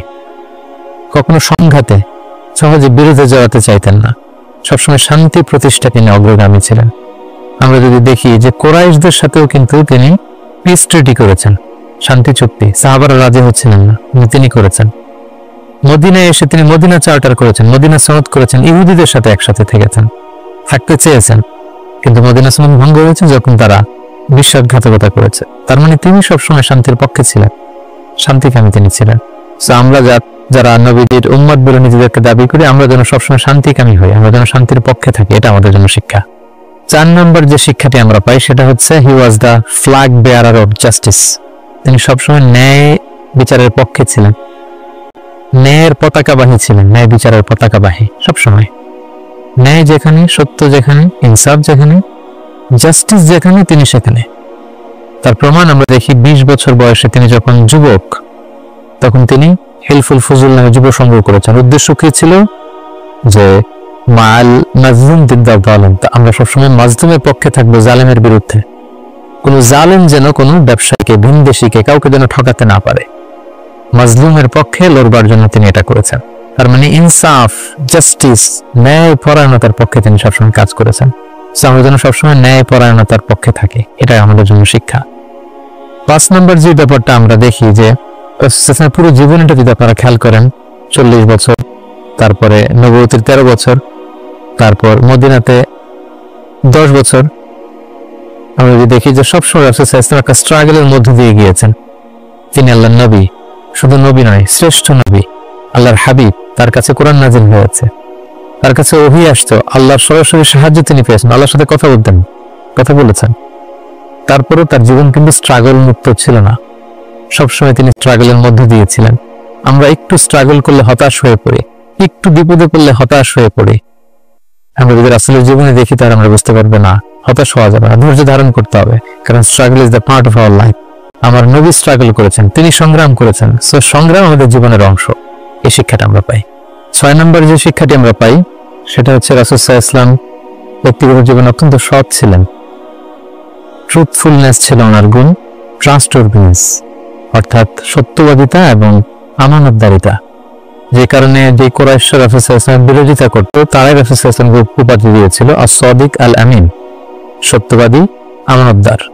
এবং তিনি যখন সাফা পাহাড়ের উপরে দাঁড়িয়ে বলেছেন, আমি একটা তথ্য দিলে বিশ্বাস করবে? সবাই বললেন, হ্যাঁ অবশ্যই করবো, কারণ আমরা তো কখনো তোমার কাছ থেকে মিথ্যা বলতে শুনিনি। সুবহানাল্লাহ, চিন্তা করেন, নিজের জাতি গোষ্ঠীর এত বড় অ্যাকনলেজমেন্ট। সবাই এক স্বরে বলে উঠলো, মা জাররাবনা আলাইকা ইল্লা সিদকান, সত্য ছাড়া মিথ্যা তো কখনো শুনিনি। যেদিন তিনি হিজরত করবেন সেদিন তিনি তার ঘরে রাসূল সাল্লাল্লাহু আলাইহি ওয়াসাল্লাম আলী রাদিয়াল্লাহু তাআলা আনহুকে রেখে গিয়েছিলেন। কেন? কারণ ওনার কাছে মক্কার অনেক লোকেরা আমানত রেখেছিল, সেই আমানতগুলো বুঝিয়ে দিতে আলী রাদিয়াল্লাহু তাআলা আনহু 3 দিন সময় লেগেছিল। এত পরিমাণ ডিপোজিট ছিল, আমানতের বিভিন্ন জিনিসপত্র ছিল, সেগুলো আলী রাদিয়াল্লাহু তাআলা আনহু বুঝিয়ে দিয়ে তারপরে তিনি হিজরত করেছেন। কতটা আমানতদার ছিলেন আমাদের প্রিয় নবী। এবং ওনার এই ব্যবসায় আমানতদারিতে মুগ্ধ হয়ে কিন্তু খাদিজা রাদিয়াল্লাহু তাআলা আনহা রাসূল সাল্লাল্লাহু আলাইহি ওয়াসাল্লামকে বিয়ের প্রস্তাব দিয়েছিলেন। তো তার উম্মত হিসেবে আমাদের উচিত সত্যবাদী, সৎ এবং আমানতদার হওয়ার চেষ্টা করা। 7 নম্বর যে শিক্ষাটি আমরা রাসূল সাল্লাল্লাহু আলাইহি ওয়াসাল্লামের জীবনী থেকে পাই সেটা হচ্ছে রাসূল সাল্লাল্লাহু আলাইহি ওয়াসাল্লামের একটা ফ্রেন্ডলি ইন্টারঅ্যাকশন ছিল তার ফলোয়ারদের সাথে, good interaction with the followers. সাহাবীদের সাথে খুবই সুসম্পর্ক ছিল এবং সাহাবীরা কোনো পরামর্শ দিলে সেটা ভালো হলে তিনি আমলে নিতেন। আমরা যদি বদরের যুদ্ধের ঘটনাটা একটু রিভাইজ করি, আমরা দেখব যে মুসলিমরা যে এক জায়গায় তাঁবু গাড়ল, তখন হাব্বাব ইবনুল মুনজির রাদিয়াল্লাহু তাআলা আনহু বললেন, ইয়া রাসূলুল্লাহ, এখানে যে তাঁবু গাড়লেন এটা কি ওয়াহি না আপনার ডিসিশন? রাসূল সাল্লাল্লাহু আলাইহি ওয়াসাল্লাম বললেন যে না, আল্লাহ অর্ডার করেন, এটা আমার ডিসিশন। তিনি বললেন, না ইয়া রাসূলুল্লাহ, এখানে তাঁবু গাড়াটা ঠিক হয়নি, আমাদেরকে অবস্থান নিতে হবে ওই জায়গায়, ফলে বৃষ্টির পানি আমরা পাবো, কুয়ার পানি আমরা পাবো, আর মুশরিকরা কুরাইশরা তারা পানি পাবে না, আমরা পানি পান করবো, ওরা পানির অভাবে মারা যাবে যুদ্ধ ছাড়াই। রাসূল সাল্লাল্লাহু আলাইহি ওয়াসাল্লাম বললেন, তাই তো, চমৎকার আইডিয়া, তাহলে সেটাই করি, চলো চলো আমরা এখান থেকে যে হাব্বাব যেখানে বলেছে সেখানে তাঁবু গাড়ি। কারণ উনি কতটা ফ্রেন্ডলি একটা ইন্টারাকশন ছিল ফলোয়ারদের সাথে। আমরা যদি খন্দকের ঘটনাটা দেখি, বিশাল যে পরীক্ষা খনন করা হলো, এটা কিন্তু সালমান আল ফারিসি রাদিয়াল্লাহু তাআলা আনহুর পরামর্শে তিনি করেছিলেন। আমাদের অনেক লিডারদের মধ্যে একটা বসি ভাব থাকে যে আমি সব জানি, আমার ফলোয়াররা কিছুই জানে না, আমার টিমের লোকেরা কিছুই জানে না। না, রাসূল সাল্লাল্লাহু এটা করতেন না। কারোর কাছ থেকে কোনো ভালো কনসালটেশন, কোনো পরামর্শ আসলে পলিসি মেকিং এ তাদের কথাও তিনি রাখতেন। সুবহানাল্লাহ, এটা একটা গুড লিডারের বৈশিষ্ট্য। 8 নম্বর যে শিক্ষাটা আমরা পাই সেটা হচ্ছে রাসূল সাল্লাল্লাহু আলাইহি ওয়াসাল্লাম হেভিলি ফোকাসড ছিলেন তার মিশনে, এক্সট্রিমলি ফোকাসড রাসূল সাল্লাল্লাহু আলাইহি ওয়াসাল্লাম ছিলেন। সেই যে মক্কায় তিনি তাওহীদের বাণী প্রচার করতে শুরু করেছেন, রিসালাতের বাণী প্রচার করতে শুরু করেছেন, আখিরাতের কথা মানুষকে প্রচার করতে শুরু করেছেন, তার যে দাওয়াতের ফোকাস, এই ফোকাস থেকে কোনো প্রলোভন, কোনো লোভ, কোনো স্ট্রাগল, কোনো বিপদ রাসূল সাল্লাল্লাহু আলাইহি ওয়াসাল্লামকে এক চুল পরিমাণ নাড়াতে পারেনি। আমরা যদি জীবনে সফল হতে চাই, আমাদের ফোকাস ঠিক রাখতে হবে। ফোকাস থেকে আমরা নড়ে গেলে কিন্তু আমরা সফলতার দেখা পাবো না। 9 নম্বর যে শিক্ষাটা আমরা পাই, রাসূল সাল্লাল্লাহু আলাইহি ওয়াসাল্লামের কম্প্যাশনেট এন্ড মার্সিফুল অ্যাটিটিউড। রাসূল সাল্লাল্লাহু আলাইহি ওয়াসাল্লামের দয়াদ্র মানসিকতায় অনেক শত্রু কিন্তু রাসূল সাল্লাল্লাহু আলাইহি ওয়াসাল্লামের বন্ধু হয়ে গিয়েছিল, ঈমান এনেছিল। আমরা দেখেছি মক্কা বিজয় যখন করেছিলেন, চাইলে পিষে মারতে পারতেন কুরাইশদেরকে, যারা বছরের পর বছর জন্মভূমি থেকে দূরে থাকতে বাধ্য করেছিল রাসূল সাল্লাল্লাহু আলাইহি ওয়াসাল্লাম। রাসূল সাল্লাল্লাহু আলাইহি ওয়াসাল্লাম কি করলেন? বললেন যে না, লা তাসরিবা আলাইকুম আল-ইয়াওম, কোনো প্রতিশোধ, হিংসা কিছু নেই, ক্ষমা করে দিলাম, যাও তোমরা স্বাধীন। এভাবে নানা ঘটনায় আমরা দেখেছি রাসূল সাল্লাল্লাহু আলাইহি ওয়াসাল্লাম তার অমীয় অনুপম চরিত্রের মাধ্যমে তিনি মানুষের মন জয় করেছেন। এই গুণাবলী যেন আমরা আমাদের মধ্যে ধারণ করবার চেষ্টা করি। সব শেষে আমরা যেই শিক্ষাটির কথা বলবো সেটা হচ্ছে succession management. A good leader produces good leaders. একজন ভালো নেতা শুধু ফলোয়ার তৈরি করে না, সে আরো নতুন নেতা তৈরি করে। রাসূল সাল্লাল্লাহু আলাইহি ওয়াসাল্লামের এই গুণাবলীটি কিন্তু ছিল। আমরা যদি দেখি রাসূল সাল্লাল্লাহু আলাইহি ওয়াসাল্লামের ইন্তেকালের পরে আমাদের লিডারশিপ নিয়ে কোনো ক্রাইসিস হয়নি, সেখানে দাঁড়িয়ে গিয়েছে আবু বকরকে আমরা রাদিয়াল্লাহু তাআলা আনহুকে আমরা আমাদের খলিফা বানিয়েছি। আবু বকর রাদিয়াল্লাহু তাআলা আনহুর ইন্তেকালের পরে ওমর ফারুক আমাদের খলিফা হয়েছে, তারপরে ওসমান, তারপরে আলী রাদিয়াল্লাহু তাআলা আনহু। তার মানে রাসূল সাল্লাল্লাহু আলাইহি ওয়াসাল্লাম এদের কিন্তু সবসময় ডানে বায়ে সামনে পেছনে কাছে নানা কাজে এঙ্গেজ করে নতুন নেতৃত্ব, নিউ লিডারশিপ কিন্তু তিনি তৈরি করেছিলেন। ফলে এই সাকসেশন ম্যানেজমেন্টে কিন্তু রাসূল সাল্লাল্লাহু আলাইহি ওয়াসাল্লাম সাকসেসফুল ছিলেন। এবং এখান থেকে আমরা যারা লিডারশিপ কোয়ালিটি আমাদের আছে, আমরা যেন নতুন লিডার তৈরি করে দিতে পারি উম্মার জন্য, এই শিক্ষাটি কিন্তু আমরা পাই। সম্মানিত সুধী, রাসূল সাল্লাল্লাহু আলাইহি ওয়াসাল্লামের জীবনের প্রতিটি স্টেপে, প্রতিটি পদক্ষেপে, প্রতিটি ঘটনা থেকে অসংখ্য অসংখ্য শিক্ষা আমাদের জন্য রয়েছে এবং বের করা সম্ভব। কিন্তু আজকের এক পর্বে এই সবগুলো শিক্ষা বা লেসন নিয়ে বা টিচিং নিয়ে আমাদের পক্ষে আলোচনা করা সম্ভব না। আমরা প্রফিট সিরিজের সর্বশেষ পর্বে আমরা এতটুকুই বলতে চাই যে আমরা এক পর্বে খুব সংক্ষিপ্ত পরিসরে এখানে উল্লেখ করলাম, আমরা কেবলমাত্র রাসূল সাল্লাল্লাহু আলাইহি ওয়াসাল্লামের সিরার উপর 50 পর্ব কিংবা 100 পর্বের একটা ধারাবাহিক সিরিজ করার প্রত্যাশা রাখি। আল্লাহ তাআলা আমাদেরকে তৌফিক দান করুক। সম্মানিত সুধী, রাসূল সাল্লাল্লাহু আলাইহি ওয়াসাল্লামের ফলোয়ার বা উম্মাহ হিসেবে আমাদের উচিত রাসূল সাল্লাল্লাহু আলাইহি ওয়াসাল্লামের আদর্শকে আমাদের জীবনে বাস্তবায়ন করা, তার প্রতি ভালোবাসার সর্বোচ্চ নমুনা পেশ করা, তার সম্মান আমাদের সম্মান। তাকে যখন গালি দেওয়া হয়, তার বিরুদ্ধে যখন কটু কথা বলা হয়, আমরা যেন তখন এটার প্রতিবাদ করি, লেখনের মাধ্যমে, বক্তব্যের মাধ্যমে, একত্রিত হয়ে বিভিন্ন ইভেন্টস করার মাধ্যমে রাসূল সাল্লাল্লাহু আলাইহি ওয়াসাল্লামের দেখে যাওয়ার শিক্ষা যেন আমরা আমাদের বাস্তব জীবনে কাজে লাগাই, আমরা যেন অন্যের কাছে পৌঁছাই, আমরা যেন সোশ্যাল মিডিয়াতে ছড়িয়ে দেই এবং রাসূল সাল্লাল্লাহু আলাইহি ওয়াসাল্লামের এই শিক্ষার জন্য আমরা আমাদের অমুসলিম ভাই বোনদের কাছে পৌঁছাতে পারি। আমরা যেন রাসূল সাল্লাল্লাহু আলাইহি ওয়াসাল্লামকে আমাদের জীবনের চাইতে বেশি ভালোবাসতে পারি। আমরা যেন বেশি বেশি রাসূল সাল্লাল্লাহু আলাইহি ওয়াসাল্লামের প্রতি দরুদ পড়ি, তার রেখে যাওয়া শিক্ষা এবং আদর্শ যেন আমরা মেনে চলতে পারি।